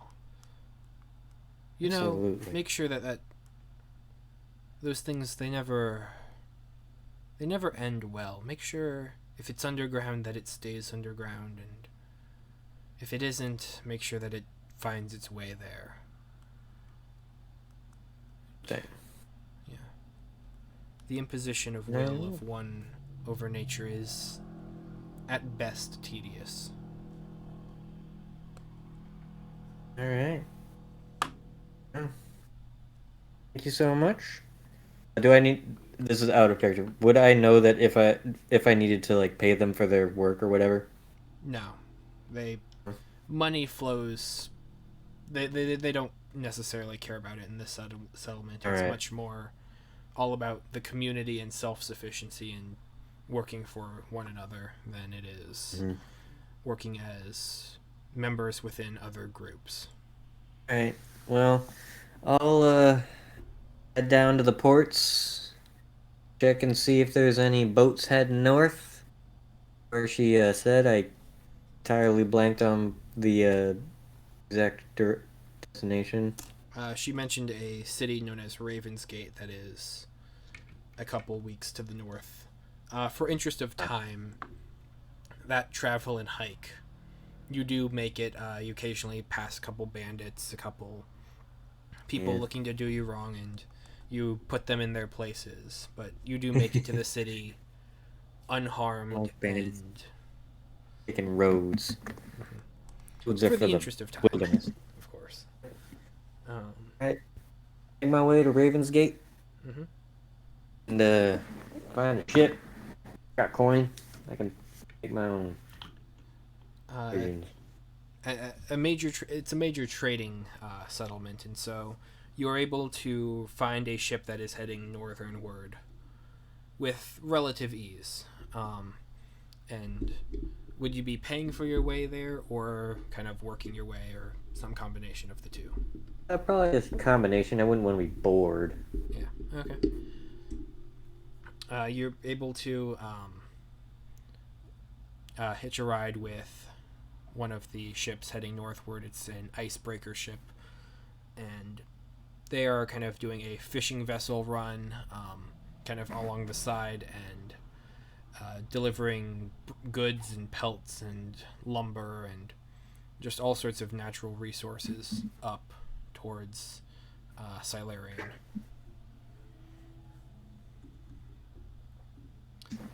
And Hold on 1 second. Okay. Alright. Alright, I had to plug in my computer. And once All again, right. kind of in the interest of time, Make friends with everyone. Have a nice time. Yeah. You're a rather personable fellow. You're able to kind of get along and the ship sails northernward, and we will Do end some the nice session meditating, tonight. connect with the water a bit. We will end the session tonight with your ship arriving in the harbors of Silarion. All right. You are all now on the Right, took same so long. continent. Sounds Oh, great. jeez. A little Damn, bit of that was a background good- work that I had to. That was crazy, man. Yeah. I need to get healed up. I was a dumbass. Nonsense. that was honestly a lot of fun to roleplay to figure out and work through. I teleport randomly. Oh, okay. Yeah, Well, I mean, I wanted to see where it would go. for the record, you teleported relatively close to the city of Draz-Moramir, capital city of the elves of the Feywild. I mean, hey. I don't know. Too That shabby. means nothing to me, Andy. It means I have a lot of world lore, and I've spent way too much time developing this. Yes, you have. I'm That's a decent fun. I'm astonished that my character did not get into any trouble. Yet. Yeah, yes. For me, I was trying to roll and see if I figured out if these guys were bad people, and I kept rolling ones and ones and ones, and then as I was leaving, I did one more, and I got I think it was like an 18. I was like, yeah, these guys are bad people. And right before I lit everything on fire, I was like, I'm just gonna make sure. Are these guys bad people? Rolled a natural 20. Yeah, these are bad people, and I lit everything These on guys are fire. bad people. It'd be a shame if something Be a were to happen to shame. them.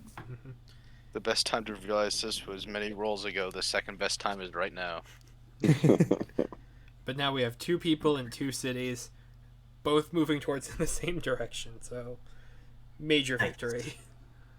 Yeah. What had that book though? That was my book. You have that book. She let It's you my keep book it. now. Yeah. Who am I moving towards? Who's moving towards my city? You are moving to Koratos. 13 is in Koratos. The general is in Silarion, and Gale is moving towards Silarion. Nice. So I'm gonna Okay. meet up with the armed weirdo. I'm gonna be acquainted with a robot that does blood magic. It's not Wait, blood the magic. robot It's- does blood magic It's too? not blood magic. It's hell magic. There's a difference. It's There's a no difference. different magic. The constant. So Blood is- magic is is the- all is about the- blood. Hell magic just makes blood happen. It's correlation, not There's causation. a lot of The blood robot's not involved. involved with the number. No. Okay. I was rolling hot Not that though. you know. All night, just bam, bam, bam. You fucking the dice or something? I don't think so. Dude, They're pretty dude, tiny. Dude, I was fucking with the way I was putting them in check. You see those moves? I was like, bam, bishop. Is dragon chess just regular chess? I'm not entirely sure. The That's kinda lore, how I don't was think it rolling is. those. I think it's like mini chess. Like there's a few. There's some person that's actually made dragon chess into a real game. There's also a way to actually play dragon chess in D&D, like with dice. Mm. Yeah. According to the variant created by Gary Gygax, it's 3-dimensional. Oh dear Yeah. God. Huh. Oh! You know how sometimes in like fantasy shops you'll see like 3 glass tables stacked on top of each Mhm. other with minis? Mm-hmm. That's dragon chess. Oh dear God. Huh. Oh dear Yeah. God, I had that. Well, hey, I don't know. super cool. Yeah, that is nice. Well, I do. The one game that I do know how to play is the dice game. What is it called? Liar's Dice. Dice. Yeah. You play with 2d6 and a d12, and then you battle each other. Basically, just rolling against each other. Well, at this point, I know that there are a couple of you guys who I'm gonna go to bed. Yep. Good night. Good night. Good game. Have a good guys. night. Good night. See you next Good week. night. Don't let the bed bugs bite. Yeah, they'll crawl in your ears and lay eggs in your brain. I cast Spirit Guardians to kill all of them within 15 feet of me. Oh my Yeah. gosh, can Yes, Spirit on an Guardians get rid unimaginable of scale. bugs? Yeah, Sure. they're within 15 feet of you, and they have like Guys, we have a new business strategy. bad wisdom Just and walk less than into a place 15 with health. spirit guardians. Go in, strum a tune on my guitar, and they all die. Okay, We extremely I advance also with have the to power go. of rock. So, I wish you all a good night, and I'll see you Good next night. week. Yep. See Alright, you next week. week. Andrew, Yes. you gave me a ton of money for that fucking carcass. Yeah. I was Once like, again- whoa, jeez. These druids, money is rather loose with them. They pay you for what they think it's worth, and Man, yeah. they don't really have much context of the outside. So 12 gold pieces. I was to expecting them. like you get like 10 gold or like you get like 5 gold or something like that. It's like yay. Yeah, shit ton. It's always worth having money wherever you travel. I mean, I'm okay with it. Yeah. Why not? Well, I will see you Anyway. guys later. Oh, Andrew, Yes. you see girl? I did. That was fucking awesome. Yeah. That ending caught me Whoa. off guard. That emotional whiplash just woof woof.